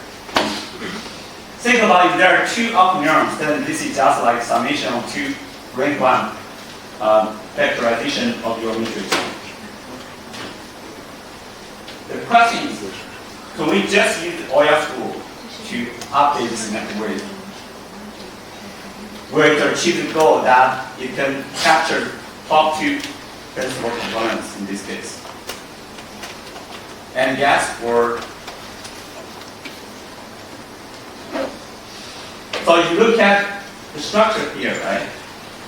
There's no interaction between the output neurons. So if you just do Euler's rule, then each of them will capture the top principal component. So that's not what we want. Now, what if we just do the gradient descent, right? So, okay. Remember, this is our object function where we have multiple neurons. If you do gradient descent, what's going to happen, right? So we can just rewrite this a little bit. You're trying to find the 2 low rank matrix, W and Y. And here that's constrained because as you know, W is just a directional vector. So let's see if there are key up neurons, then you want to make sure that each column of W, the norm is 1 and they are solving each other, right? So this is equivalent to this object function. And if you do gradient descent with respect to this object function, you can think about the neural dynamics. So Y is similar in definite observation, and the X is easier to replicate. You regard as a signal, and then you reconstruct the signal from the observation. So this type of variable is, I think, very similar to complexity. Yes, in complexity, the goal. So there is a decoding process. You are absolutely right. So in complexity, there are some conditions that you can do that. That is, you have high dimensional sparse input, right? Sparsity important there. So under certain conditions, you can, for sure that you have a very simple learning work, you can reconstruct exactly the input vector. Here, there's no constraint about like sparsity in this X, so that is lost. So in this case, I think the compression do loss of computation. Good point. Last question. So if you really understand with respect to Y, it gives you some sort of neural dynamics, right? So this is where you, let's say if you give an xt here, you take the gradient with this term, right? So this will give you xt minus wy multiplied by w transpose, right? This is basically, that's how you update this in fire rate using this neural dynamics, right? They have two. But I know that here you change the problem because before y was just a static output. Right? I mean, y was just w times x. Yeah, good point. So in that case, so there is time separation time scale. So in the previous example, you can imagine the internal dynamics of activity is much faster compared to the snap weight. Here, I want to put both the dynamics and the snap weight in the same cookie. So you can presumably write down a dynamic equation of yt. But again, if you assume time scale here is much faster compared with snap weight, you can also solve this, right? Yeah, good point. You can map this onto a neural network, right? So now your output would be a single layer network with straightforward with W transpose and some ugly network inhibition, factor network inhibition, right? And again, you can do gradient descent with respect to W, you can get an update rule of W, right? So that is exactly what similar here, right? Just take the gradient with respect to W, just give you a learning rule like this. What's the problem here, right? If you write it explicitly, you can say the update rule for Wij depends on two terms. The first term is just adding rule. The problem is second term. So the second term basically means, for example, if I look at this snap weight, W1, 2, it will depend on both Y2, Y1, Y2, W1, W2. So basically, you require all the information that's not available at this synapse. So that's the long loop learning rule, which is not what we are looking for, right? So, looks like we cannot generalize it. We can try error of that function to mark off neuron to derive a local learning rule in this case. So how do we proceed? We go back? Yeah. So here, the whole thing is based on wanting to extract x from W. Yeah, that's assumption. That's the object function. Now, Yeah. Since I have x already, it might not be the most interesting thing to extract because then I just don't need W. I have x already. So now what happens? Have people looked at this when you don't want to extract x, but you want to extract some feature of x? So in a simple case, it would be several projections of x along given directions. Yeah, I'm not So sure. what kind of method? Yeah, definitely good question. I mean, everything that we're going to discuss depends on what kind of technology we are using. But later on, I will show you that you can get more like interesting features use slightly different technology. Application scenario of this kind of development? No, this is just providing you a very simple example of how this thing will work, right? It's not the goal to, let's say, understand what exactly a neuron or synapse develops.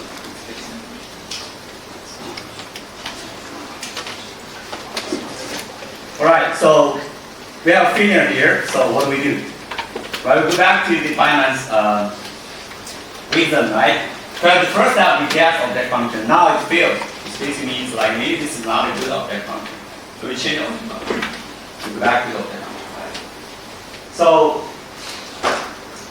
The object function that will give you a desirable learning loop is a family object function called similarity matching. So before we talk about this object function, I think it might be helpful to think about why we care about the representation of similarity. And one of the examples I want you to hear that think about how we can represent different objects in neutral visual pathway, especially think about the inverted temporal cortex with yellow leading here. So if you present different objects to human subjects, so these are different types of human body faces and some non-human animals, and also inanimate objects like foods, daily items in the room, something like that.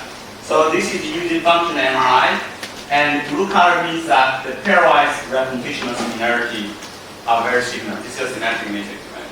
So you can clearly see there is a very strong structure, block structure here, that all the animate objects trigger very similar representation, while all the inanimate objects also have very similar representations. But the pairwise similarity between animated and inanimate objects, they are very different. The most striking feature here that is actually quite conserved across species. Right? If you look at the representation in monkey ID cortex, I think this is measured using a slightly different method, electrical logic recordings. But again, you can see there is very similar structure. So that means like representing similarity could be important to our perception. Okay. All right. So back to our framework, right? How do we define similarity, right? The easiest way you can just quantify, let's say, correlation or cosine similarity. Here, we're using the inner product of two vectors to define their similarity.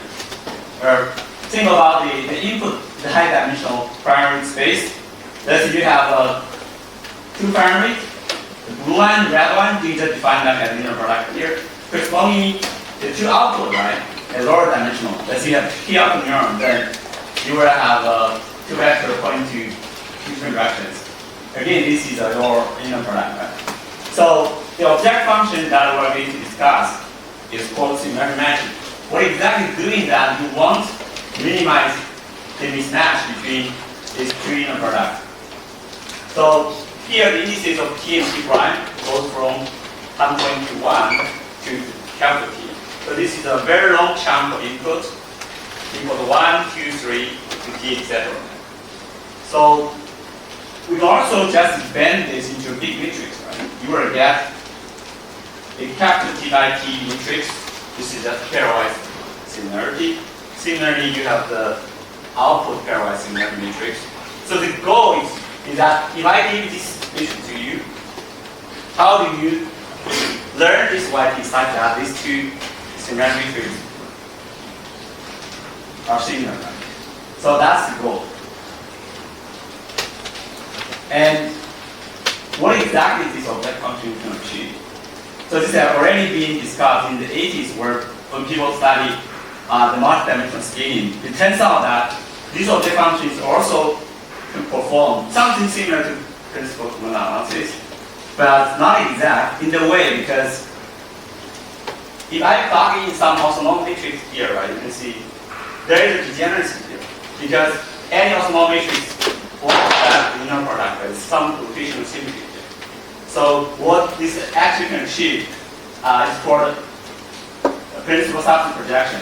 You project your high dimension data into a lower dimension spanned by the top K principal component. And if you look at this object function, and this when I first look at that, I don't think this provides us with a reasonable online learning rule. Can you tell why? At least in this form, you cannot tell this is a good object function to divide online learning rule. I'll give you some hint, right? Remember, these are different time points. And online learning rule means that you can only process information at a given time, the current time point. Why is this a problem?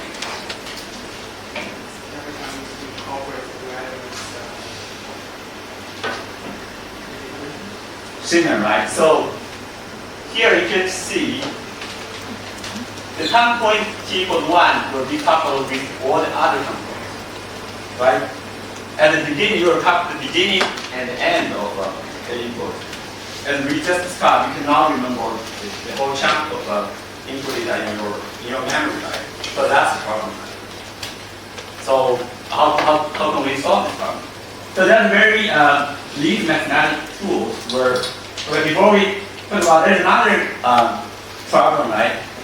When we talk about learning mode, so in this formulation, there is no synapse here, right? Remember in the reconstruction, we optimize both direction W and your firm rate output. Here, there is no W here, right? So this is a problem.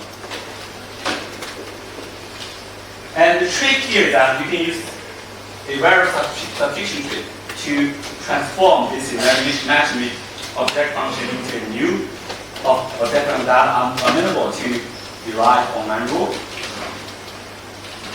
So, okay, if we have pen papers, we should do some linear algebra together. So this is our object function, right? Okay, we'll expand this, right? The first term is irrelevant because it's just input, because we are minimized over the output, right? And the second, third term would be the same, so we just put them together. So that's we call the cross term between x and y, right? So the summation over t and t prime. And we can rearrange this a little bit. So put all the summation over t prime together. And I claim that this is equivalent to this object function. Right? Why is this?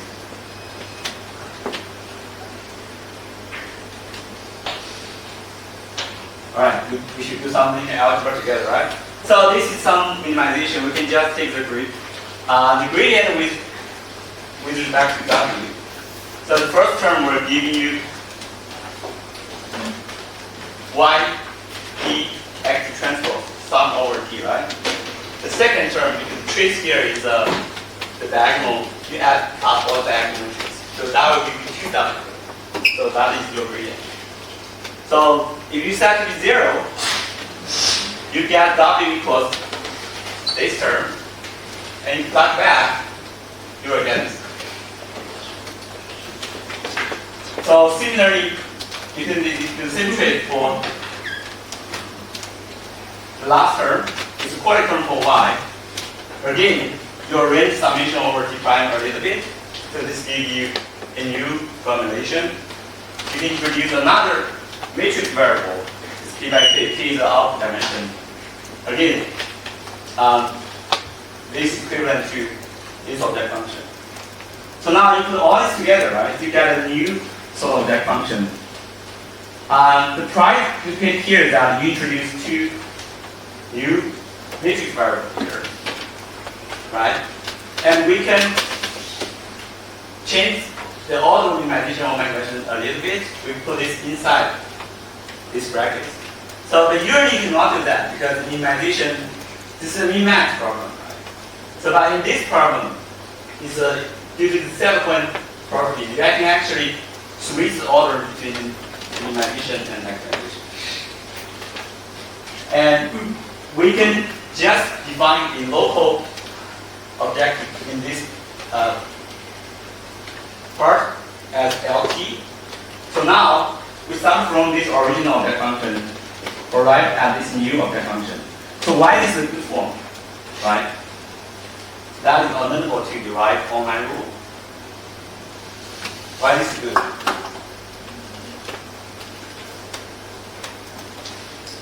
So remember the problem that different time point was originally coupled, right? Now it becomes decoupled. There is only one time is here, right?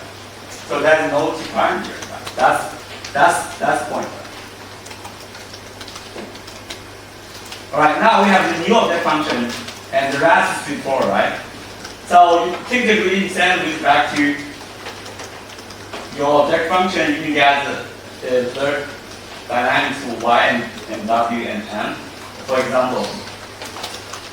So if you receive an input xt, what you do is just take the gradient with respect of LT with respect to YT, this will give you, now they have 4 minus 4 WX, and then they have 4 MY, right? So this gives a linear dynamics. So your how you find the output firing rate evolve over time. And similarly, you have X, you have Y, you take the gradient descent of W, right? This will give you a 4W, here you will give you Y X transpose, right? So that's your new learning rule for W. So the good thing here is you can see the learning rule now is local. Again, the first term is correlation based, right? Only depends on the pre-snap and post-snap firing rate, and this indicator. Similarly for this M matrix here, right? But strictly speaking, you get algebraic equations.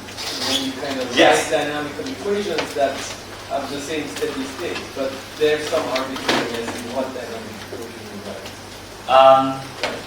So in the linear case, if you assume, or if you write down the normative matrix, it's the only way you can get stuff. I could multiply the first equation by a constant. Oh yeah, that's why I don't use like equality I here. could add a term that goes to 0 with time. No, here this matrix, you can have some time constant here. That's no problem. But you do not add some arbitrary term. I could add a term that converges to 0. I'm not sure that is exactly equivalent to this object function if you add that term. But, so maybe I'm misunderstanding, but in your objective function there's no dynamics. Right? It's a purely static problem. And so the solution is just an algebraic equation. Now you want to write dynamic equations where you have the solution to that algebraic equation as their fixed. Oh, I see your point. And so Right. there is some arbitrariness. Oh yeah, yes. Remember, the goal is to, at any given time, you want iterate fast enough to get the output.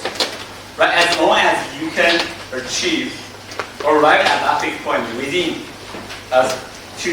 separating 2 time point, then I will agree with you. There is some arbitrary. The fixed point is important to say. Right? Previously speaking in the neural activities, it seems that W and M are independent of time, but it should be dependent of time. Oh yes. So maybe I should write down this more explicitly with a bracket of time. So here we actually depend a little bit about the location here. So this is basically an update rule of W, right? So the way I wrote that way, which basically means you have if you like equation, then that would be that dWij dt is proportional to yixj minus wij. So this is your dynamic equation of W, and similar for M and ij. So you can add some constants. So in practice, the learn rate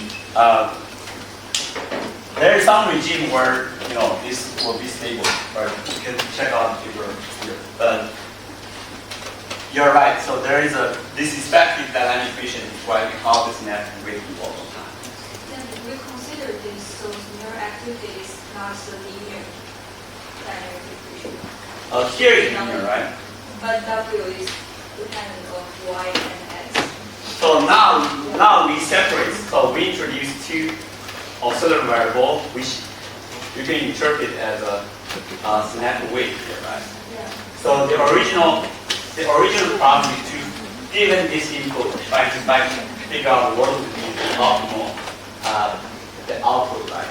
The way you achieve that is by introducing 2 variables. So I agree with you. So this the whole thing. The 3 equations consist of our learning rule, or online learning algorithm.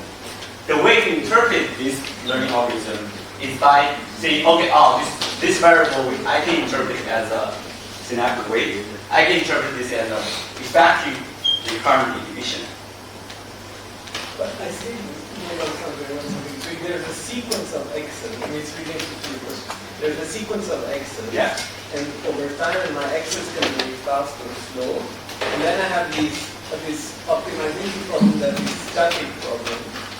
And so it gives you exactly what y should be at the next step. Now you want to write it as a dynamical equation, but for example, I can make your synaptic time scale very slow and the other one very fast, and vice versa.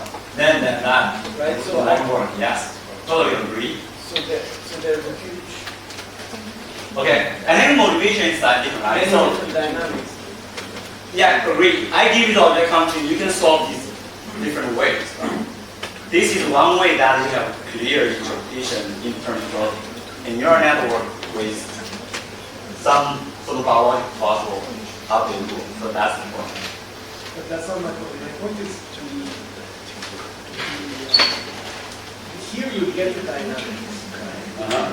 And you're free to choose the time scale. It's actually, in practice, not. Because you can, if you do this suitability analysis, there is actually some constraint about how fast this two-learning rate should be. So that's more involved. But you look at this paper, there's some proof that you really want this update to slide faster than this one. The root of the problem comes with this Emacs kind of formulation. So. I should let you go Yeah. on. The function is not a dynamic one.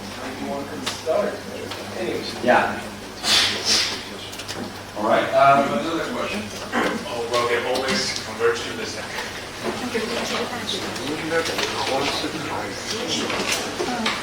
Right. Let's come back. So where are we?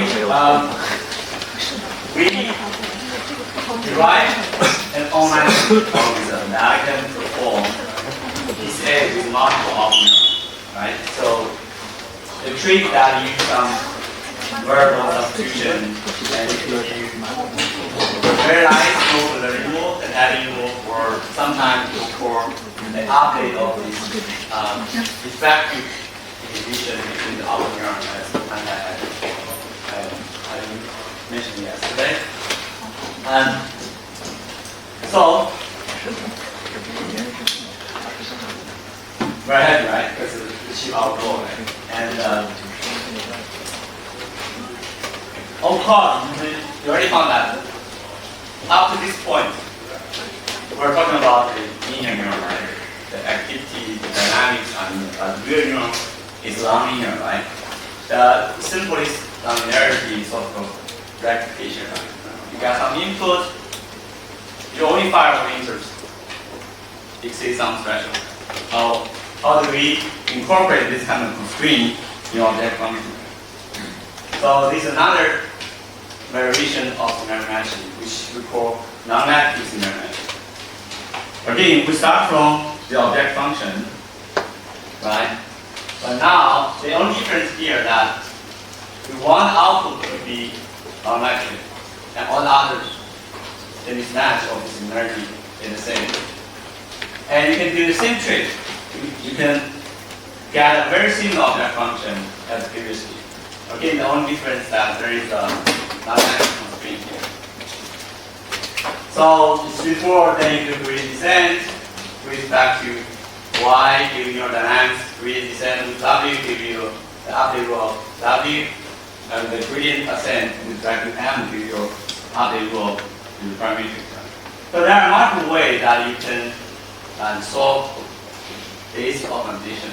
So one of them I think is good interpretation is that you can introduce a variable for UI so that you can think about it as number potential. So the firing rate of the output neuron would be a rectification of this number potential. Only when UI is larger than 0, you send out output and it's scaled by some constant. And with this, you will have a having rule for W and anti-having rule for the parametrics. So these are the same learning rule. So we start from this non-matrix similarity matching object function. We get a single layer neural network with some recurrent division that can perform several different tasks. So I'm not going to talk about detail, but just give you an idea that what kind of tasks can achieve. So you can do like soft clustering, and you can do some non-active independent component analysis and manifold learning, class feature learning. So, question to the first. All right. I'll give you two examples of what kind of tasks this network can achieve, right? So, for example, if you present the input that comes from a natural image, black and white image cache, and you vectorize that and send it as a vector input, right? So after learning, you will find that the auto neuron will develop receptor fields that resembles its gobble-like filter. So in this case, there is no constraint about the dimensionality output. You can have much more neurons compared with the input dimension. So this is actually a sparse application and learning. Like if you, for those who are familiar with sparse coding, this is very similar result. But it's totally different learning algorithm. So the other property of this network that can be achieved for manifold learning. So imagine there are some input data that is organized on certain manifold like a ring. So in this case, it's two-dimensional input, right? So now if you have a lot of output neurons, you do the same neurodynamic neural rule. So after you convert, you will find that output neuron will have this localized receptor field. These are just biotech examples. So what does this mean? This means each of the output neurons only fires when the input comes from certain region of the input. You can kind of this group of neurons will tile this input space. So we're talk about more in the advanced lecture and this application. So again, we can increase complexity by incorporating more biological sort of biophysics property, right? Right now we're talking about the point neuron. We know that a neuron has more elaborate property. So for example, if you look at the pyramidal neuron cortex, then we know that the property of the basal dendrite and apical dendrite, they have very different properties. Right? For example, most of the input comes from, for the basal dendrite, comes from the sensory part or the straightforward input. Right? You can think about this kind of observation, where the apical dendrite, you may receive a lot of input from the top-down feedback. Sometimes this could encode sort of prediction or prediction error, something like that. These two components, right, how they communicate with each other, they communicate with us through calcium tube. If you report IQ, probably I already mentioned about this, right? The idea is that when a part of the dendrite sees certain threshold, they will generate this calcium tube, and then you can propagate it to the soma and the back property that's happening here. So that's how these two components interact with each other. So in a single neuron, point neuron doing PSA, the natural question is, what is the two component neuron doing? So I'll show you that it actually perform canonic correlation analysis. So how many of you are familiar with canonic correlation analysis? Okay, good. So in canonic correlation analysis, it's a multivariate analysis. So you have two data sets, potentially in different dimension space. The idea is like, can we find a projection such that in the same subspace they are mostly correlated? So what would be the application in neuroscience? You can think about multimodal intuition, right? So let's say you're seeing a movie, you want to track the gesture and soundtrack. So how does the neuron do that? That's kind of one of the application, potential applications here.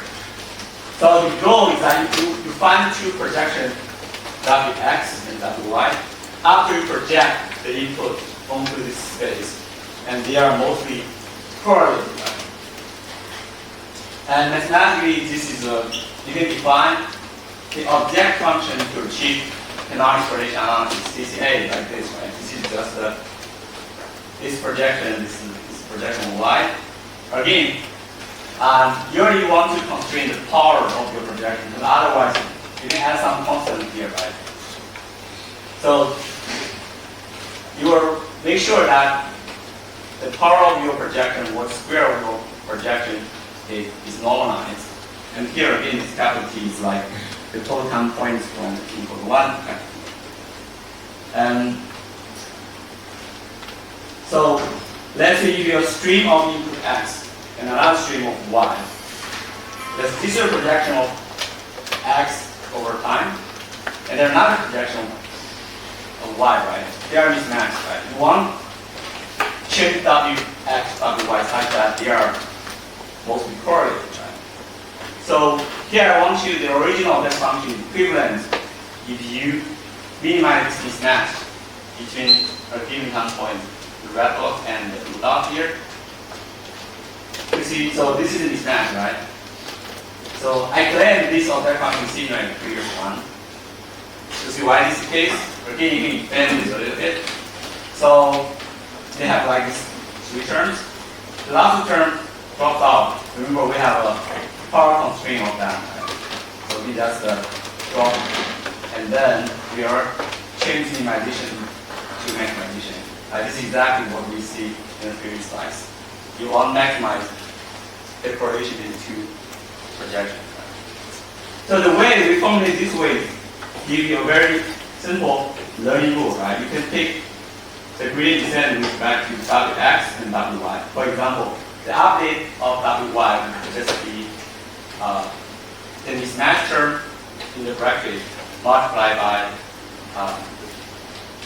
parameter yt or the AP part of input, right?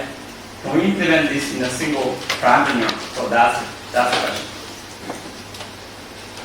So these are cartoon of the parameter neuron at two compartments, ape dendrite, basal dendrite. This is soma, and these are learning rule, right?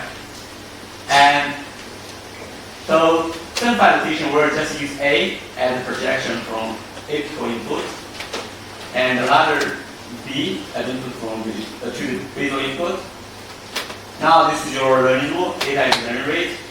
Is constant here. The problem here, there's a minus sign, which is not natural, right? Because usually, if you think about this, the total input to be positive or saturated, right? So you want to get rid of this minus sign. So the trick that you assume there is some feedback between the output soma to the cell, right? That should be feedback here. Because if we have feedback, you can imagine this happens fast now. The stationary output of the soma is actually the average over A and B. And now you can substitute B with C and A, so you arrive at a new learning rule like this. And now this is a very clear implication. Right? What is A minus C, right? A is apical input, Z is the feedback you receive. So you can think about this calculus for feedback. And YT here is the presynaptic activity or spikes. Right? This is basal and right here. And there are some external evidence indicate that this kind of learning will may happen at this basal and right here, synapse at this point. So this is a local but long technical because it's not correlation based. Of course. So B here is WYY or WYX? B is WY. Okay. So we have two stream of input, right? One come from feedback, the other one come from feedforward input, right? But how it corresponds to the equation is the first row. Sorry. Okay. There's a typo here. Yes. This should be y things went down. Yeah, this should be y here.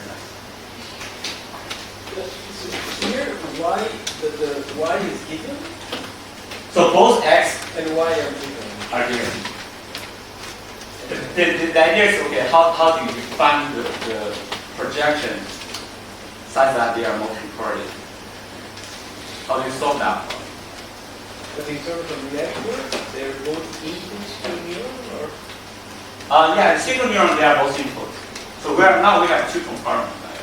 Okay. So you have two streams of inputs, x, xt, yt over time. Okay. So the goal you figure out some learning rule, such that after learning, the output neuron will solve this canonic correlation analysis. But here, what's the output of it? It looks like we're just talking about the input. That should be, so the output is just, so what's the output? It's just W times X minus W times Y. So here the output is not that important. So the output here, so basically, if I give you two stream of inputs, you as a neuron, can you figure out the direction that I prefer? And that's another question, what kind of output you want to set out, right? So here, the output is Z, but how to interpret Z is another story.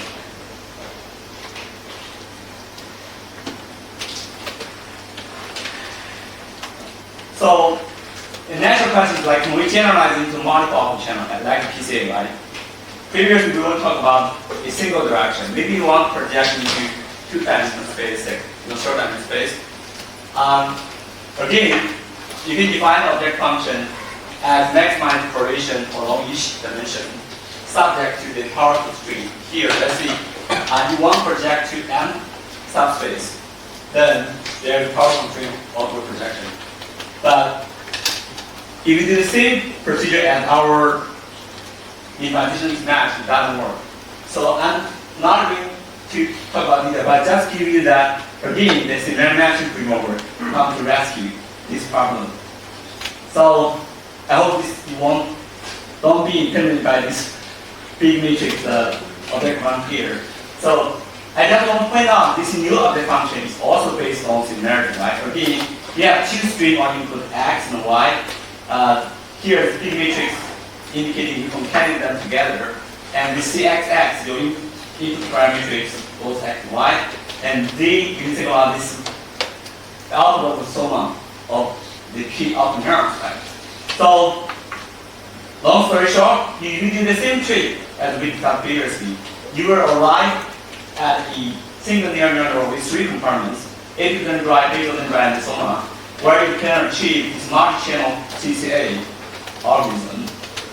And you can further, maybe you are not happy with this term, right? Because this bias Bayes law, because they are prime neuron, like second neuron, right? You can do some low weight neuron, you can solve the problem, right? And more details, you want to more about what problem where you can check out these papers. Questions?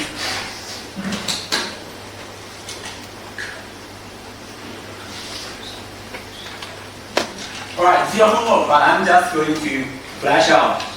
All what I just told can be lumped together in a generalized or context mathematics formulation, which we call the generalized principal substitute projection.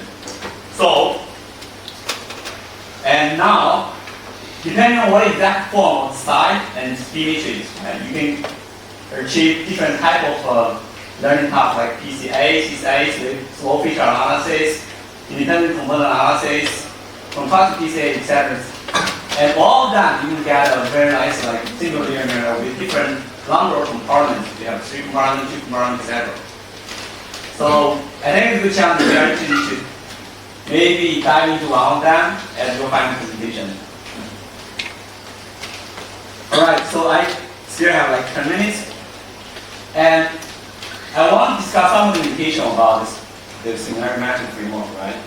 Because I often only match pairwise inner product. So you can imagine there's a very easy kind of feature you can learn. A natural way that you can relax the requirement pairwise inner product, right? So the general next step is to do kernel similarity matching. So the idea is that instead of match the pairwise inner product, you can match maybe some kernel function of your input pairwise input. So the kernel function, for example, if there's a Gaussian kernel here, it allows you to derive a very simple neural network with local learning rule. Although the mathematics here is quite involved, I need to check this paper. I just going to show you the final result where if you match the Gaussian kernel you will get a new network like this. Compared with previous network, there is a multi-factor for each alpha neuron here. So the primary dynamics, right, is depends on both kernel function and modulation, and also the requirement inhibition, and some kind of decay here.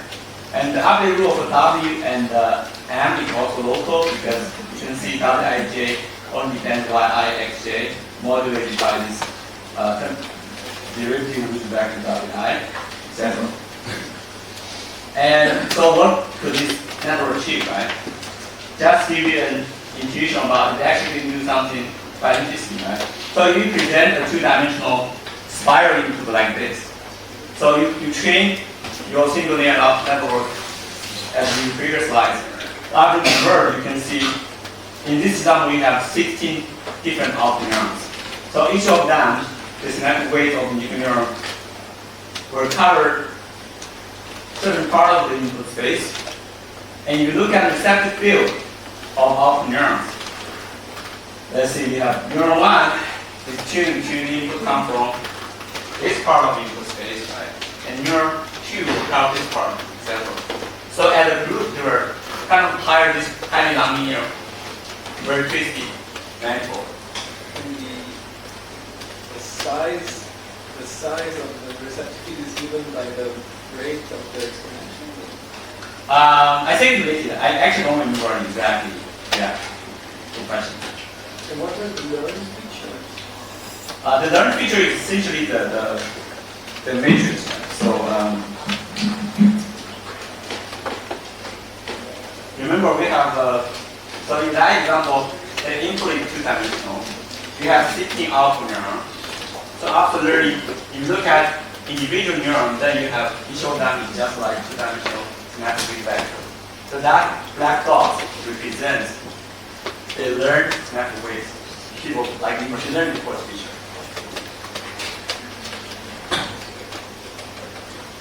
All right. So I just summarized what we have discussed, right? So there is a family of scenario matching of that function that enable you to do a bunch of different unsupervised learning with biological problem rule. And then this framework provides a bridge to think about the non-biological features and the conditions they support through the mathematical drop.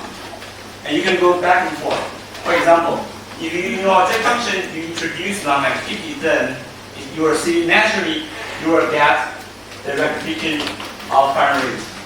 On the other hand, if the ideal neural system, you found some rectification function of neural activity, then probably there would be some non-active tree in your object function. So you can go back and forth to check. And this provides a way to think about certain neural circuits in a more plausible way. So there, you can check all the papers from Nikash philosophy group. There are tons of different papers about slightly different variations with different tasks. Okay, I will just end by saying people who I learned all this from, James Calvin Howard and Nikash philosophy at Fairhall. Thank you.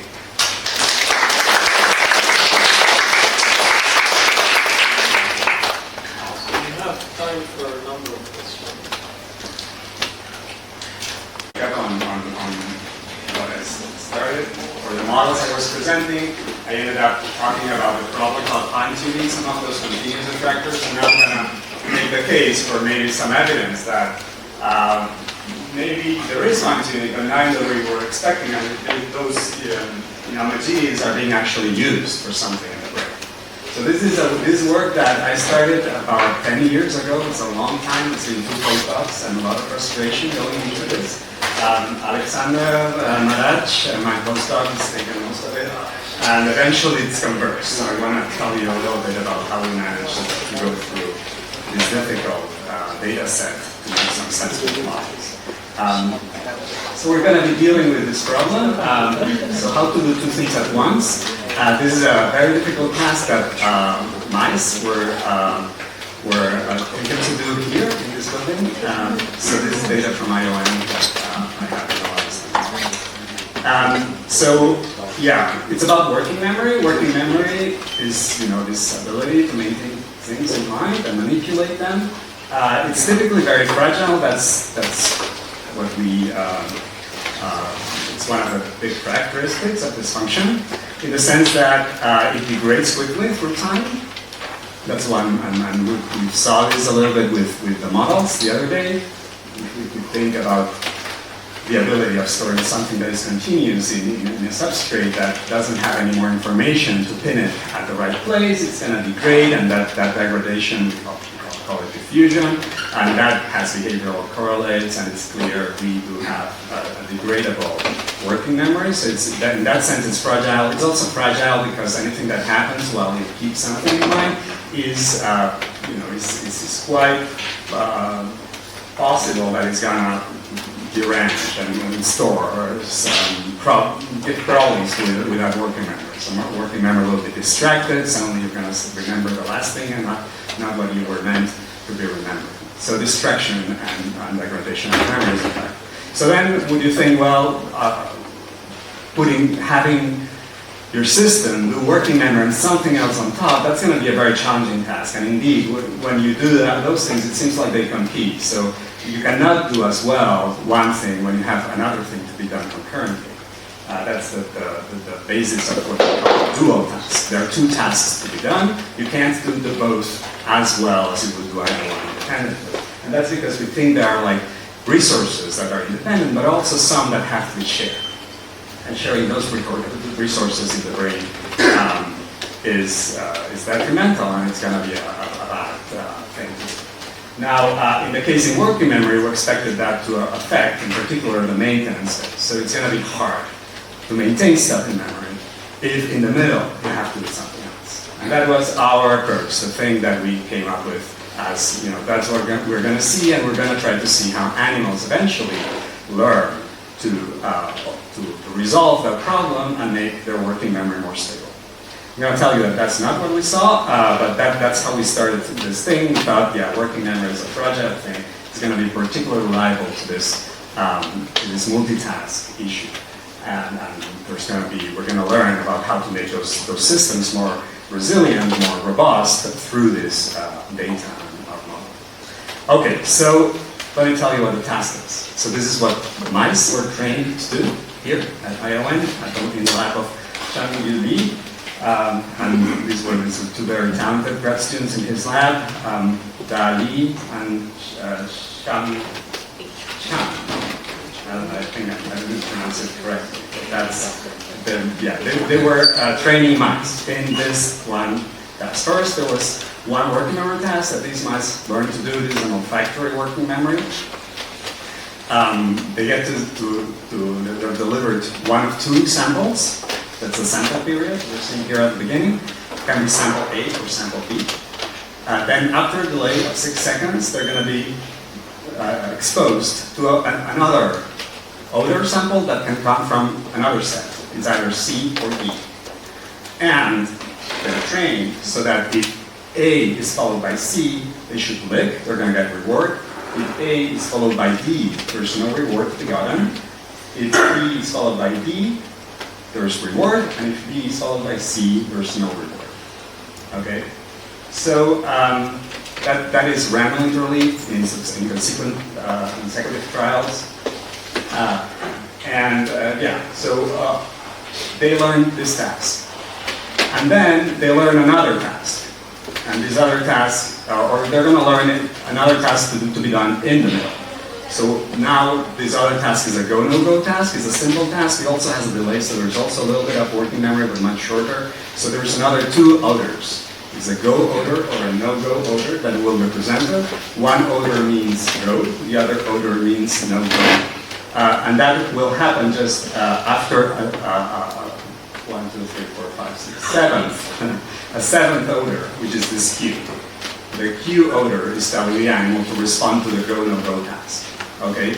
So the full sequence of events for these animals, once they are fully trained in the task, is one odor, A or B, an early delay of 1.5 seconds, another odor, go, no-go, another delay of 1 second, then the sample odor, the cue odor, telling them to respond, they respond, there's a late delay of 1.5 seconds.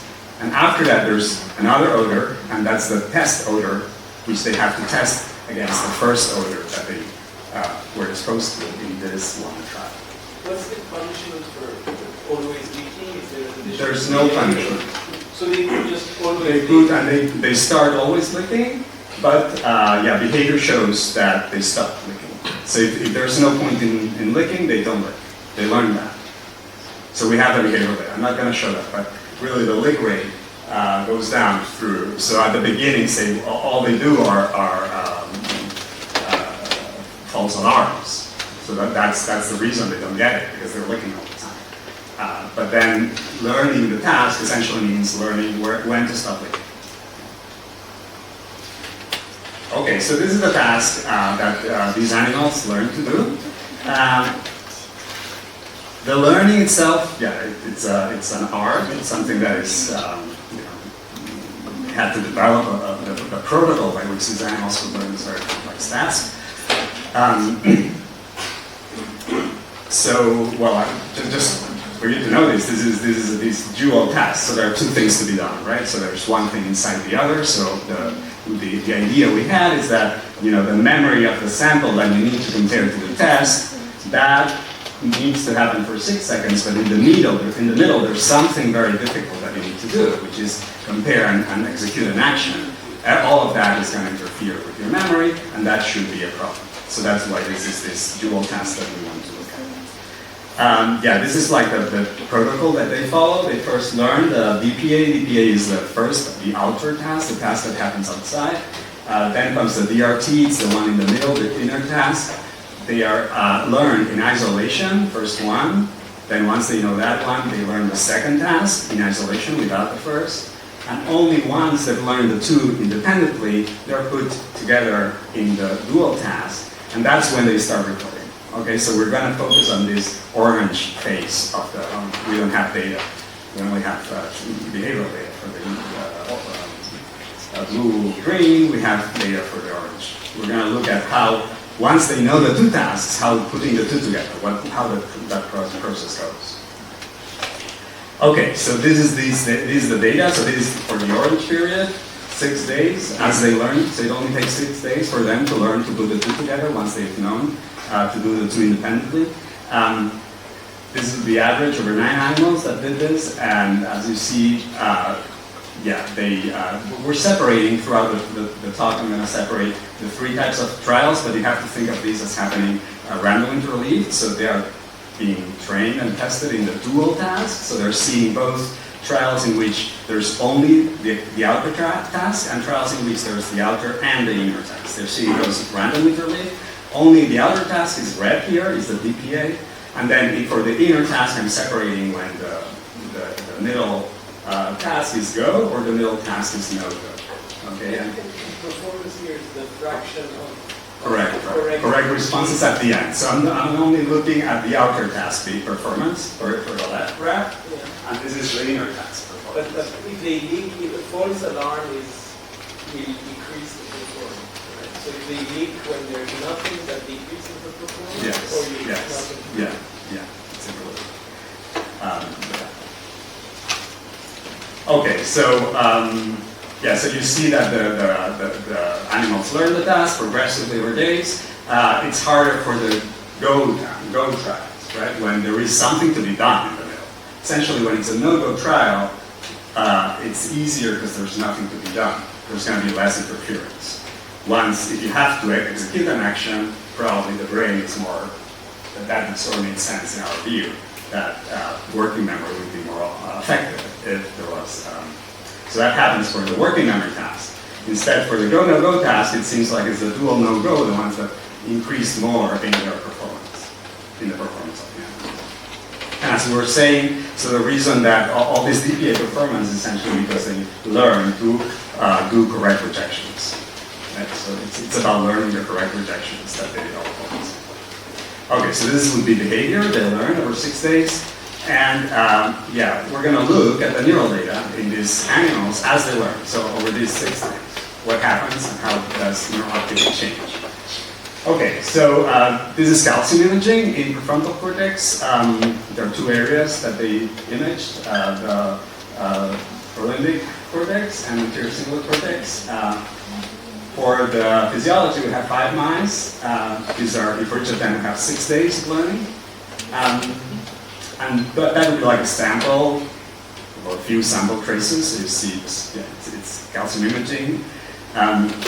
And we have like the different periods, and we're going to be like looking at the different periods. And for the various samples, we're going to use the approach that is now common when we have multi-channel recordings, and that is to think about these higher dimensional spaces and how the activity is represented.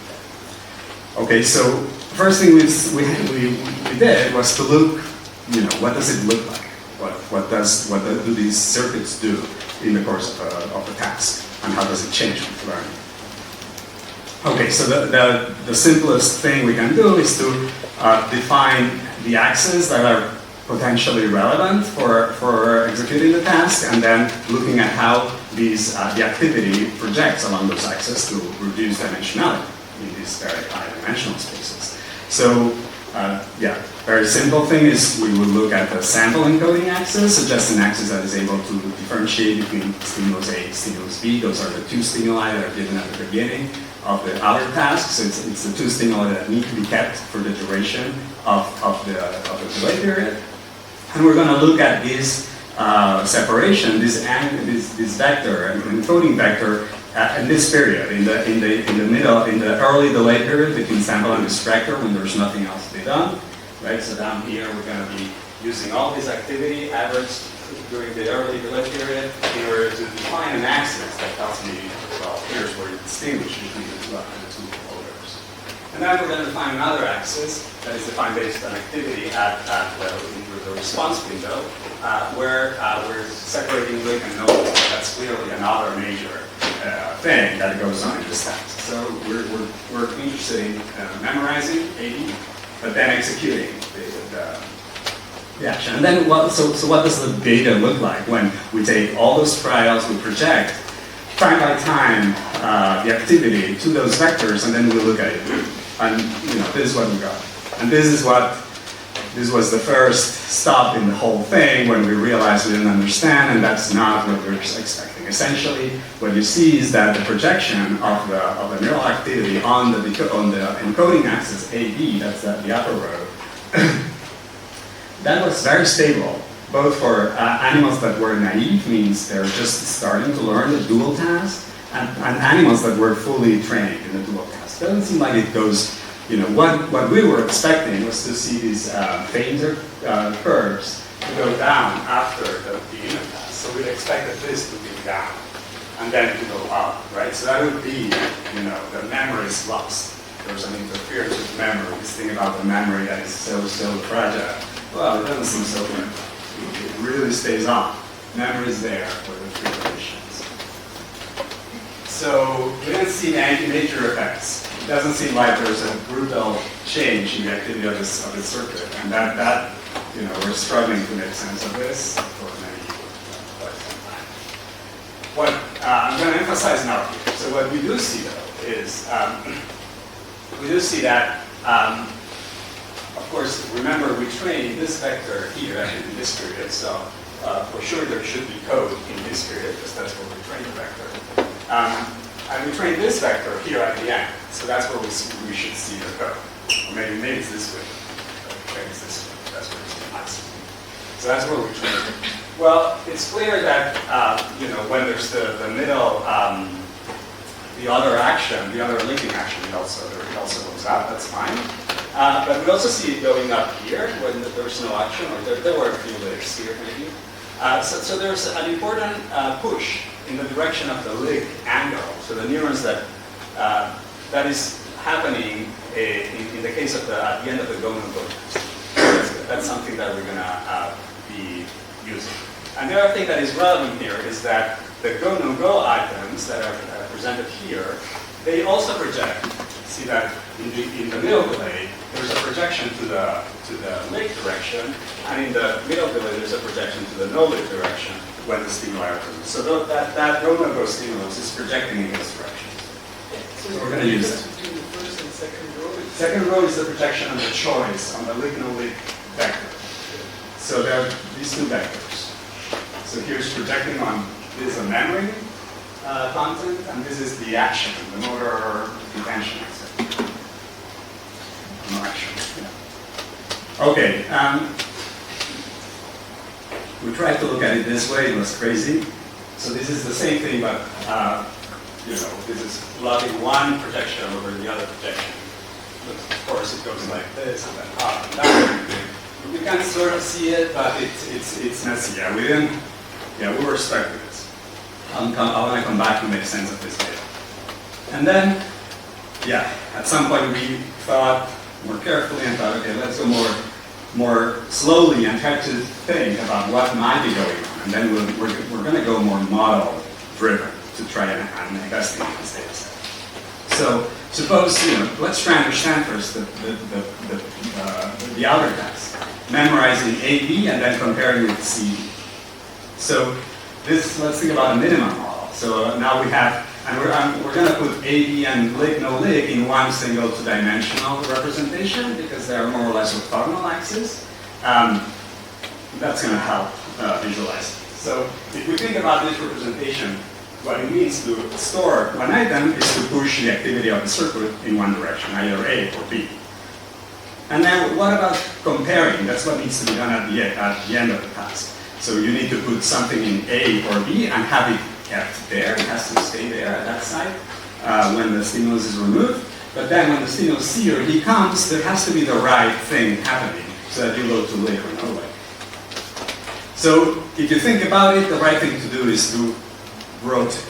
So if you have A or B in either side of this representation, if what C does is a rotation, then you're going to do the right thing. AC will be lig, BC will be no lig. The opposite rotation will actually do the other thing. So all you need is that those two stimuli that appear at the test phase, C and D, what they do is change push your activity in that rotating dynamics. So that will do the task. Okay, so assume that's a possibility. Now, what about having in this? No. So if that's the case, right? If that's the case, then how does that depend on where exactly the attractors A or B are?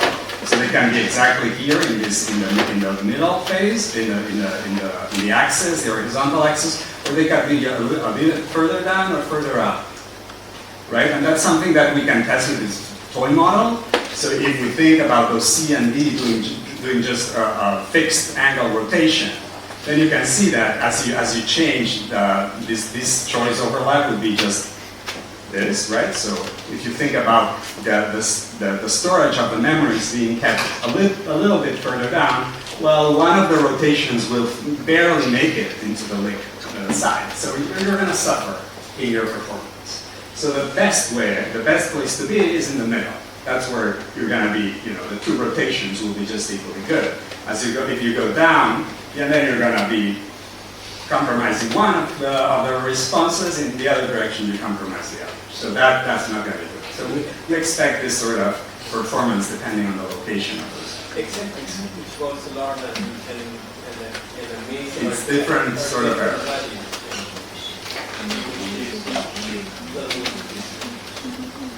Accepted? False alarm and this have different penalties. Then it is only then right. Probably it's not favorable to this measure. Okay, maybe I should think that because there's no penalty here. So the attacker intensity is always the same. Yeah. That's right. Okay, we can move on. Then what about the other tasks? So now suppose we are doing this task. We are in this circle, memorizing A and B, and here comes a go, no-go task. Okay, as we saw, the go stimulus projects in the direction of licking, and the no-go stimulus in the direction of no licking. And then here comes the cue that tells you to respond. And a cue that asks you to respond is also a very strong push in the look direction.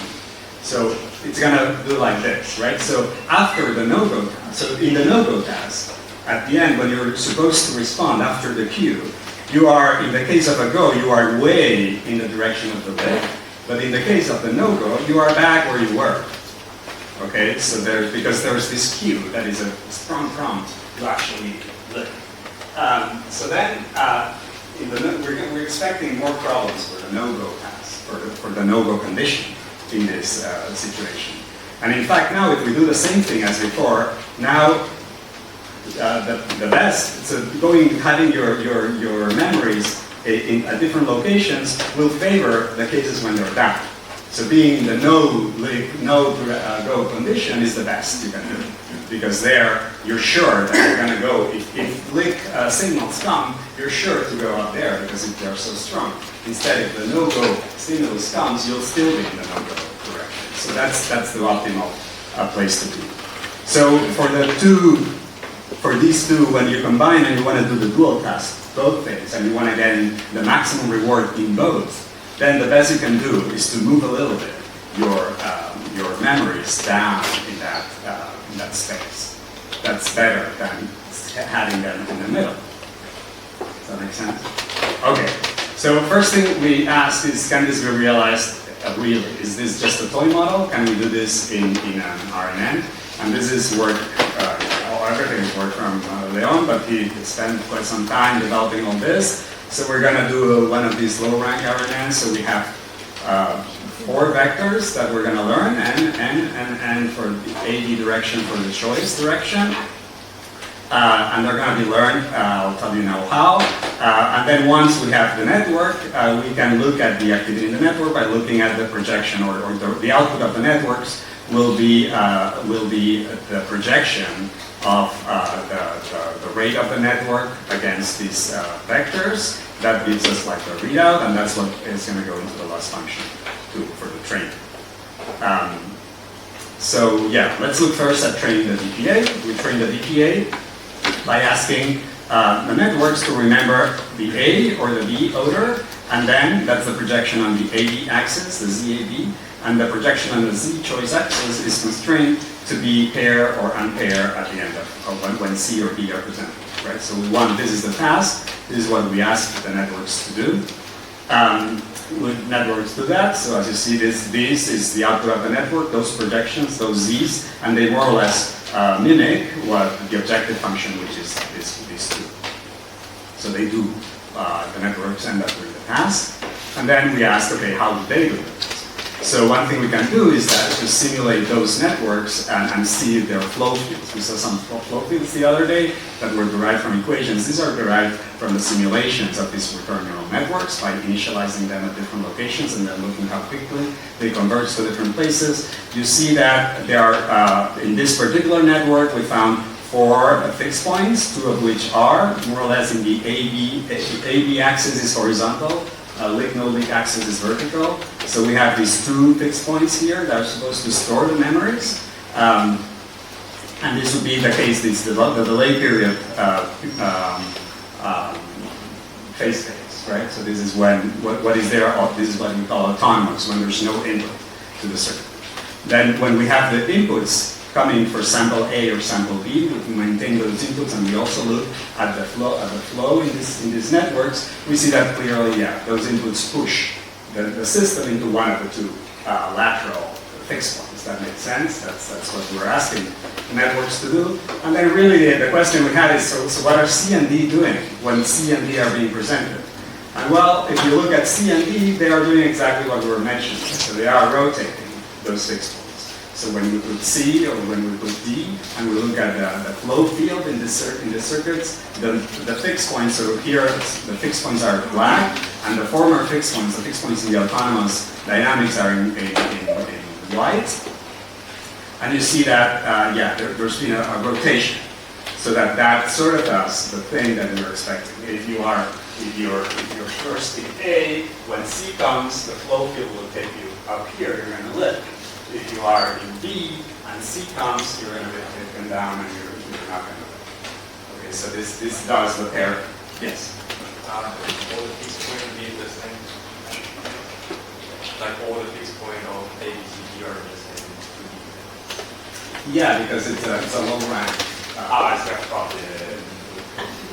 So we're only optimizing a low rank. Okay. Okay. Now just to at this point we have a way of visualizing this from a dynamical systems explanation. So you can this looks somewhat magical. It happens. What this shows is that neural networks are able to implement that toy model that I was telling you about in terms, at least in terms of the DPA task, this outer task. But now the question is, could we build these models? Or how would we go to build these models? That's the sort of modeling I told you about. And there's a way. So we can build these models, just simple. So the other day I told you about this ring model architecture, where we have exciter neurons disposed on a ring. They are connected with some connectivity that preferentially targets neighbors. They are more strongly connected than further away. There's this global inhibition. When we do this in a sparse network, so if we do this in an all-to-all network, perfectly symmetric, perfectly homogeneous, this is beautiful. It's continuous. We have a continuous memory. When we use a sparse network, then that's not so good. And we get this view where this memory actually converts to few fixed points, right? So this would be the basis. Right here we have two fixed points on a circle. If that's precisely tuned, that could be at the position of our A and B items. So this could be the subscript for that. Now, what about the C and D? Well, if you have this circuit with these two fixed points, because it's a ring attractor, it's close to a ring attractor. It's not a ring attractor, but there is this low manifold that has this ring dimension. It's going to be easy to change the location of the attractors just by an input. So an input can come that makes one part of the ring more excitable, and the other part diametrically is also more excitable. So now that ring attractor that had two attractors that were not so deep now has another two attractors, and they are diagonally distant. So that's what we model here. So essentially here we put one item, it stays on in the ring attractor, and now here comes this input that is both. So it's weak enough so it doesn't show up there, but there would be also an input coming at 180 degrees. So that's C. And now you see that there's a rotation. So we can do this for many, many trials, and we see exactly the rotations. The black dots would be the location of the stimulus before the test stimulus, and the green and blue dots are the stimulus at the encoded angle in the network after the test stimulus, showing that there is indeed this rotation, just because you have an input that targets diametrically opposed locations in the ring. So the fact that the ring is shallow allows for manipulation of where you want to have your attractors, and that gives the opportunity to do the task vectors. So we can build the network. But let me go now back to the data. So now we have a working model. We have something that can help us understand a very complex data set.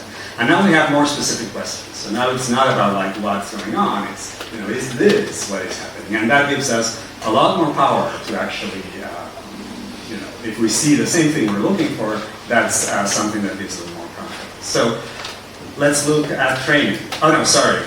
I'm going to go into training this network. Sorry.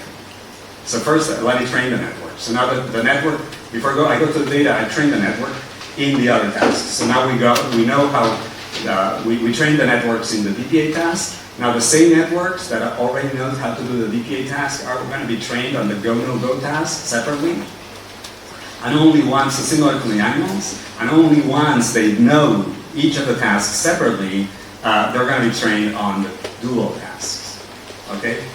So this is the sequence. Train on one task, the two vector, the low rank manifold is trained on DPA, then it's trained on the go-no-go, and now these networks, we're going to call them naive, and we're going to test them in the dual task, That's going to be the performance of the naive networks in the dual task. That would represent what the animals do before learning the first 3 days of the session. And then we train them extensively, so they learn the dual task, and then we test them in the dual task once trained. Those are the expert networks. So we have naive networks, expert networks, all are tested with the dual task paradigm. So then what do we have? Of course, for the DPA, when we test these naive networks,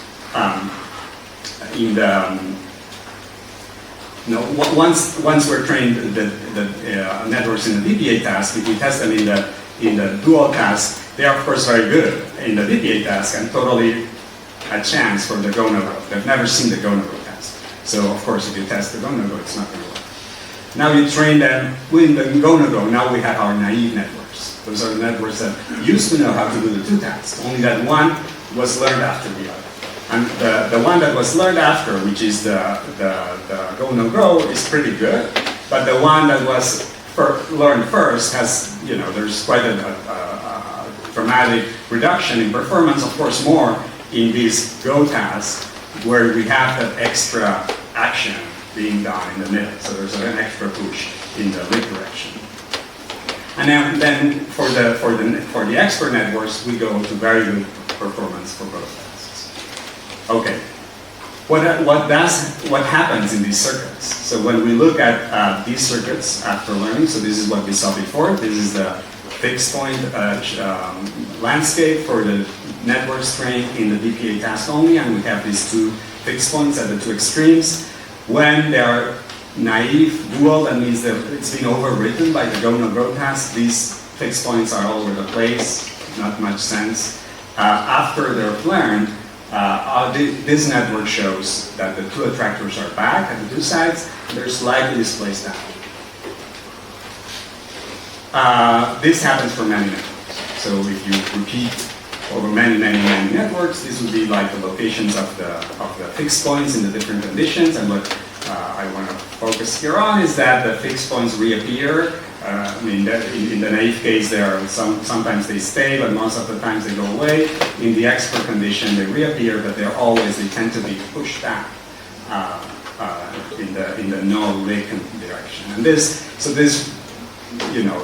replicates what our toy model was predicting. So that there is this compromise in order to have the best possible performance in both tasks. Okay, so now we have this idea. What is choice overlap? It's so here in the networks is essentially the projection of the activity of the network activity on the direction of leak no leak, one of the vectors of the connectivity. Just a very general question. Since you have discrete states, so you just need to take a binary decision, condition it on another binary variable, why even assume this ring structure? Why not think of discrete fixed points? Well, it helped us make sense of this, and it ends up coming up in the data. So that's why we did. It seems like this would be a way in which, it doesn't seem the most parsimonious way of doing it. So watching the data rules out, just having the set of discrete. Well, it doesn't explain the errors that they make, and set of discrete fixed points. The neural data doesn't conform to that. Let me finish and show you, and then we can discuss more. Yeah. What is the input way after? I guess the input is more complicated. The order of the input is the order, and the order is more complicated, and the input way to the other So you mean what is the input to the network? Yeah, kind of like after if the input is the input way. The input weights. Yeah, the input weights are fixed for AB and not for CD. So CD are two. Yeah. So I don't have it. So yeah, they do that what I said.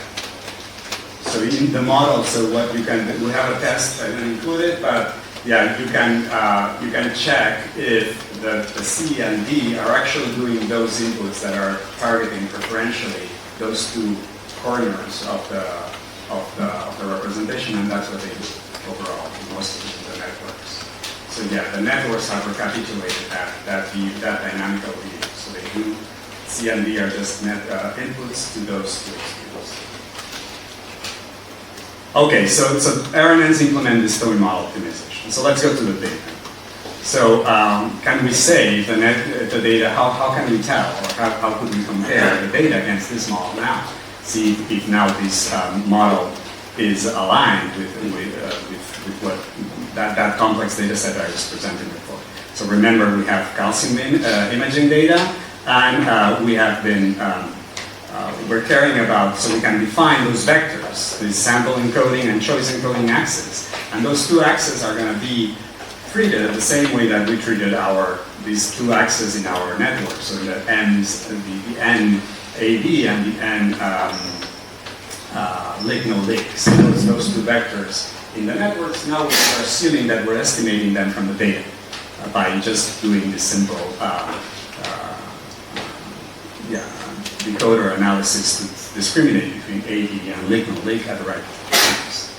So remember we had this. Now this starts. This is a bit of some dynamics in this two-dimensional space. Now we can start to think about whether this is doing what we're saying in terms of the location of the memories and how they go in the lake-no-lake direction. This is still in averaged conditions. So each of those curves is the average of one pair of stimuli, AC, AD, BC, BD.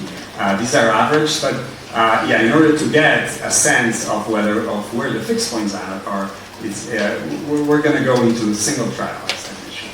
Okay, so let's go now to single trial, because this is not helping us. So we're going to estimate essentially the energy landscape of these dynamics from the dynamics itself. Okay, so we have single trials of these dynamics. In each single trial, we have multiple neurons recorded that go through the trial. We take that. Before that, because we're going to do that dynamics, looking at it already from the perspective of this ring representation that is helping us make sense. So the way, in order to do that, remember that the other day I was doing this thing about reordering neurons. So if I have a sparse network, a network I don't know, I need to put neurons in a certain order to make sense of what's going on in networks like this. So how do I order neurons? Well, because I have these vectors that I estimated here on the basis of discriminating AD or discriminating lake-no-lake, and based on those vectors have a component for each neuron. So each neuron has a component in the vector choice and in a vector AD. And now I use those two components to define an angle. That means neurons that are really very selective for A are going to be put on location A. For B, location -0, B location -180. You see, and you put neurons in the ring depending on what they are they prefer most. That gives you like an ordering criterion to put neurons close to one another. So once you do that, this is an example trial. A trial that looked like this, then ends up looking like that, right? So the left-hand side would be one trial with this ordering that comes from the recording that doesn't have any particular reason. And then on the right-hand side, we have reordered those neurons so as to have them follow these ordered selectivity depending on these two axes, whether they like AD or they like lake-no-lake or they like both in a positive or negative way, right? So that puts them in this. And then we see, dynamics like this where, we get, in this case, it was like a B odor that appeared. That's why it goes into the direction 180. It stays there during the delay, and then at the time of the response, there is this 270 response. That means it's a no lake. Okay, so this would be one trial in which you can make sense of that, what is going on more visually. It's more helpful to visualize it this way. Now here, in each of these trials, and when we are in this representation, we can trace the memory or the location of those of the activity in this ring by using a population vector. So for a given trial, we're going to have a signal, a calcium signal for each neuron, and then we're going to multiply by that selectivity vector in complex space, just given this angle, and then we're going to sum all the neurons, how they contribute to this, and that gives us like the angle being encoded at that time in that population in that trial. Okay, that gives us one trace for one trial. And now we have multiple trials, and then what we can do is we can do an adjacency matrix where we look, okay, in all these many trials, I bid the trial in successive time bins, and I try to see when it's in the first bin, if it's in the first bin, how probable is it that in the next bin it's going to be in bin number 5. So I get all these transition probabilities from the series of time courses for all the different trials. And then just from that transition probability, I can get looking for eigenvectors with eigenvalue of 1. I can get an energy. It's an algorithm of the eigenvector. So you have to trust me. This gives energies, and this is an estimation based on that dynamics of where the dynamics likes to sit. So if there's a dynamics that stays all the time in a given place, it's going to give rise to this vector especially low. So when we do that, we can do that, estimate the energy based on all the trials in one of those daily recording days. And we can do that for the 6 consecutive days. And then we got for this one session where we got this. So this would be like this estimation of the potential in this ring when estimated in 6 consecutive days that correspond to lighter to darker colors here as animals learn to do better and better the dual tasks, to perform the 2 tasks together.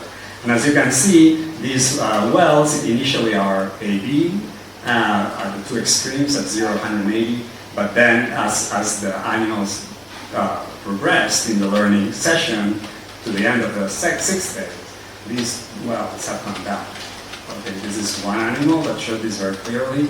Overall, if we look at, say, an estimate to aggregate across animals, we're going to project on this vertical axis the location of those steady states, the minima of the energy. We find that goes down overall for a collection of animals.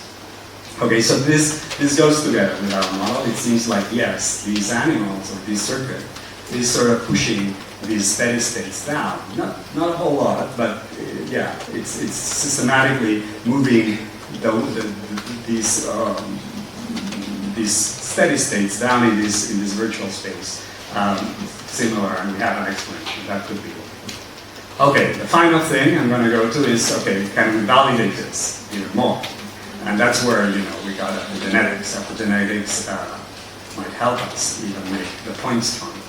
So, this was an epigenetic manipulation done in these animals.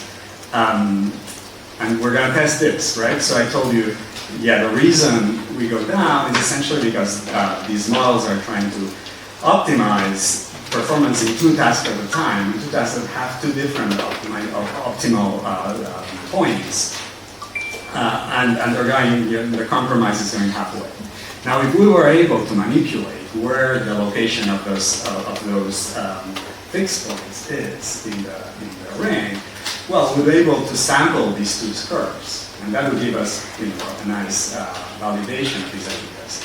So essentially, the idea is if remember, now the x-axis is the projection. Before it was vertical, so it's the projection on the choice and the choice. So essentially, it's like this, right? So this projection is the x-axis here. So if we move, if this is the working point is here in the middle, if we introduce a manipulation that brings the wells, the fixed points up towards the lake direction, then we might get a little improved, but essentially it's flat. The performance in the DPA task, in the outer task, will not be greatly affected, but because we are in the steep part of this curve, we're going to see a big reduction in performance in this task if we go up. This task likes to go down. So contrary, if the manipulation that we impose sends those wells down, then we're going to see the reverse. We're going to see more, better performance in the go-no-go task. Right? So that's what manipulation of those wells would give us.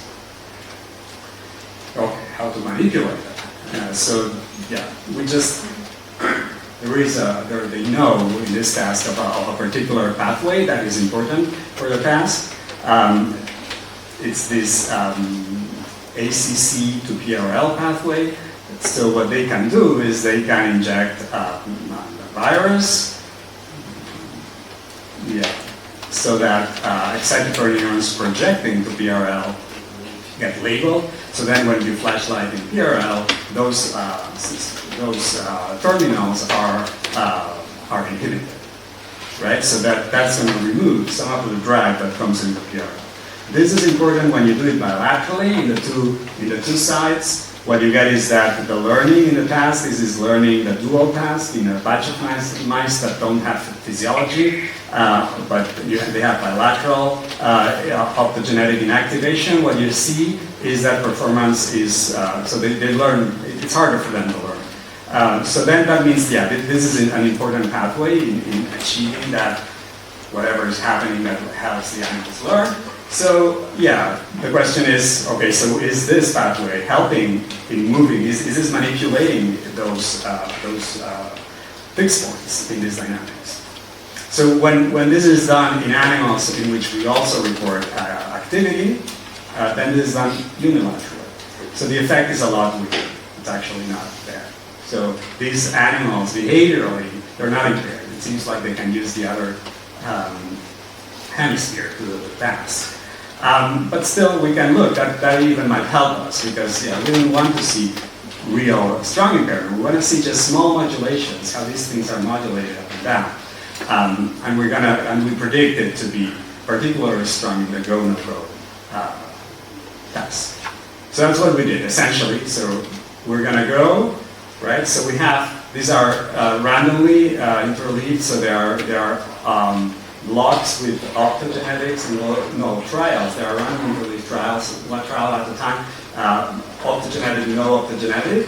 So we're going to take in the well-trained phase where the animals know how to do the task, and they are supposedly in this lower end here. So they have achieved this good balance. Now we're going to perturb that, and we're going to look at the neural data. First estimate in the opto-off trials where the wells are, and then in the opto-on trials where the wells are. And the question is, do they go up or down? If they go up, the prediction is that the performance in the go-no-go task should go down. If they go down, the performance in the go-no-go task should go up. Okay? And that's what we found. So we did that test. This is the 5 animals in which the manipulation was taken.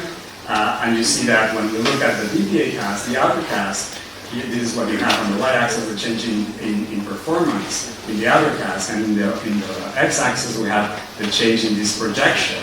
So whether the steady states went up, that would be positive on the x-axis, or went down, that's negative on the x-axis.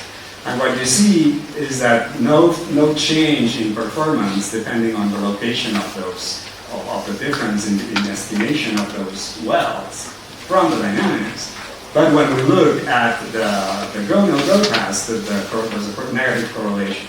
When the manipulation, the optogenetic manipulation pushes the steady states down, then we see better performance. There's an increase in performance. And when it pushes the steady states up, we see a decrease in performance. So this is something that we wouldn't have seen if we just take the average. You see that the average change in performance is 0, also for the go-no-go task.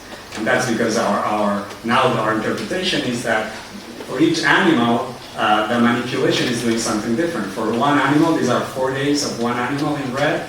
for this, systematically for this animal, the wells were pushed down. But for this other animal in orange, systematically the wells were pushed up. So that averaging across animals when you do this optogenetic manipulation, maybe it's not the most smart thing to do, because you're going to get different changes behaviorally, and going through the neurons to detect what's actually happening, what the manipulation is affecting, how the manipulation affects the neurons is a more powerful way of then eventually getting at how neural activity correlates with behavior.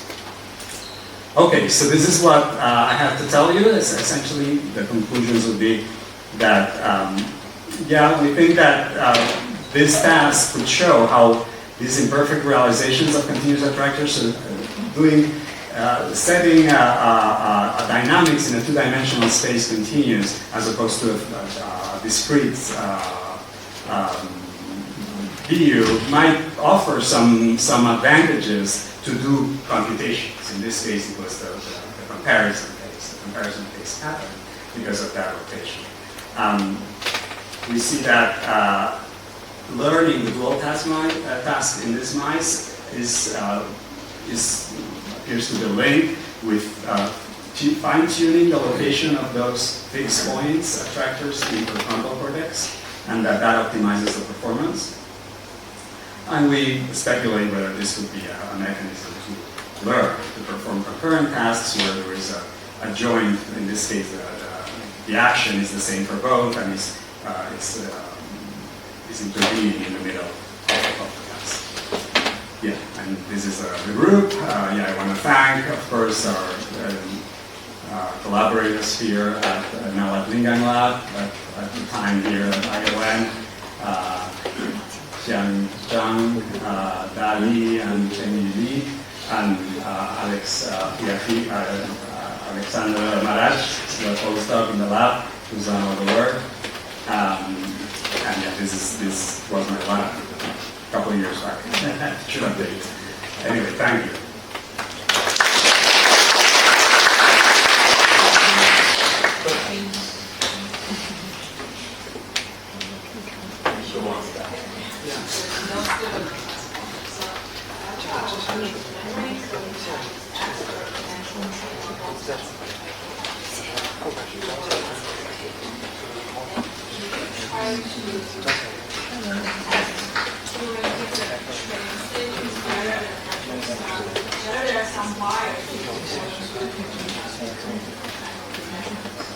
First learning one task and then another, or they just decided to improve the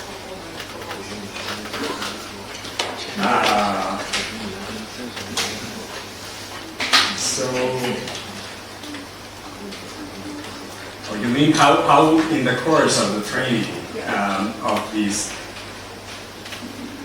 Yeah, I don't know. We have that. Essentially, you see when we start training when we start training in the naive, the networks are really good with one atlas already because they just learn it. They only need to overcome the fact that there's a stimulus before that. Well, it's already something. So there's an earlier stimulus that they weren't expecting, that is the older AD. So really, it's about learning this one. So this is the one that will take longer to learn. This has dramatically increased. That's the one that needs to be redone. So I don't think we have looked directly at the time code. Probably Alexander has looked, and I don't know. But my guess will be that these have taken a lot longer. Because that only needs to go from here to there. And this has to go all the way back to 1. Right? So this is essentially about relearning this task. It's not totally forgotten because some networks have it, but that's the challenge now for the networks.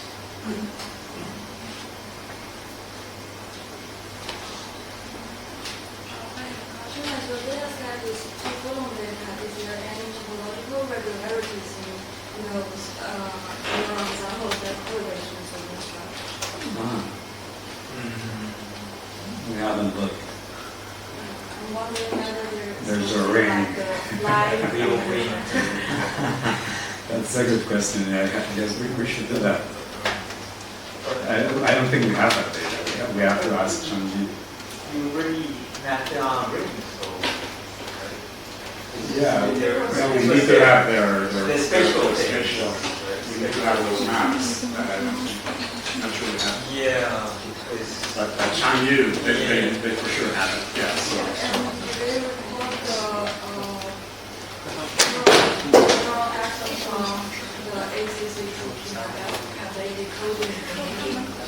Yeah, so this data set, they are preparing another paper on the looking at how the system operates in the well-trained phase when animals know how to do dual tasks, and then they have recordings in ACC and Fairhall.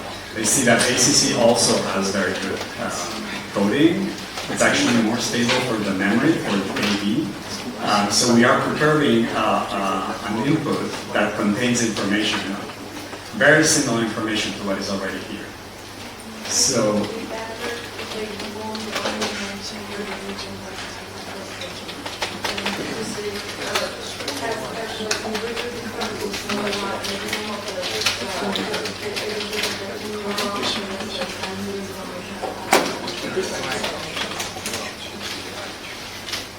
but they have imaging during the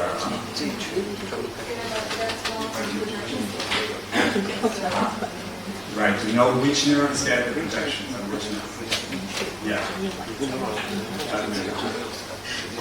Back to the topology, you actually have the network itself, so what's the connectivity allow you to change the attack?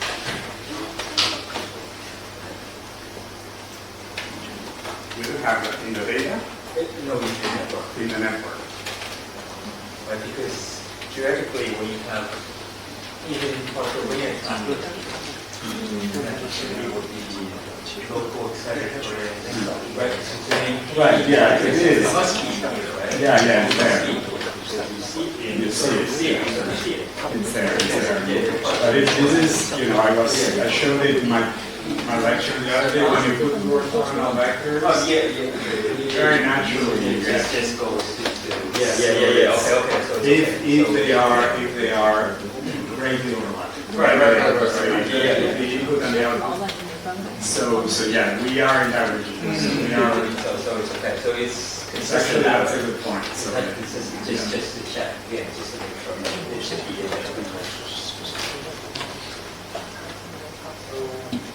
any more questions?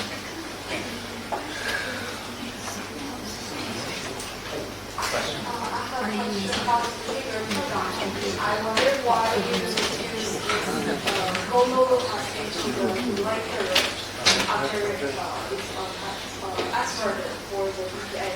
I think that maybe go-no-go testing combines to just include other overview or other sample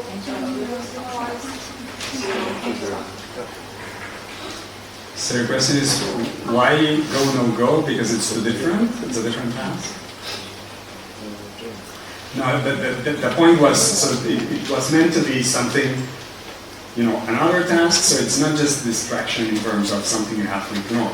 The animal doesn't want to ignore that. It has to do it because it gets reward. So the animal is just as interested in the inner task as it is in the outer task. So that's different from a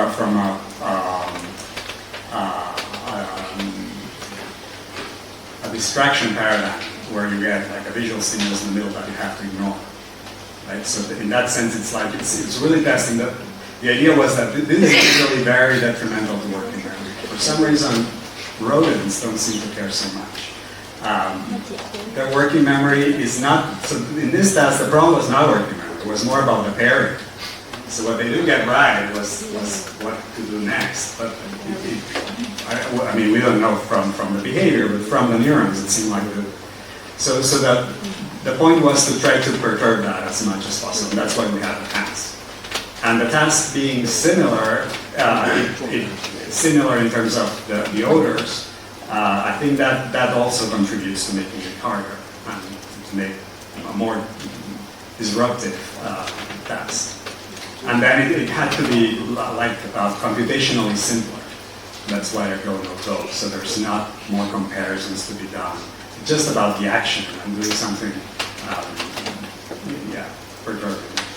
I didn't design that task, so that was Cheng Yu who got it. So I just got involved once this had been developed.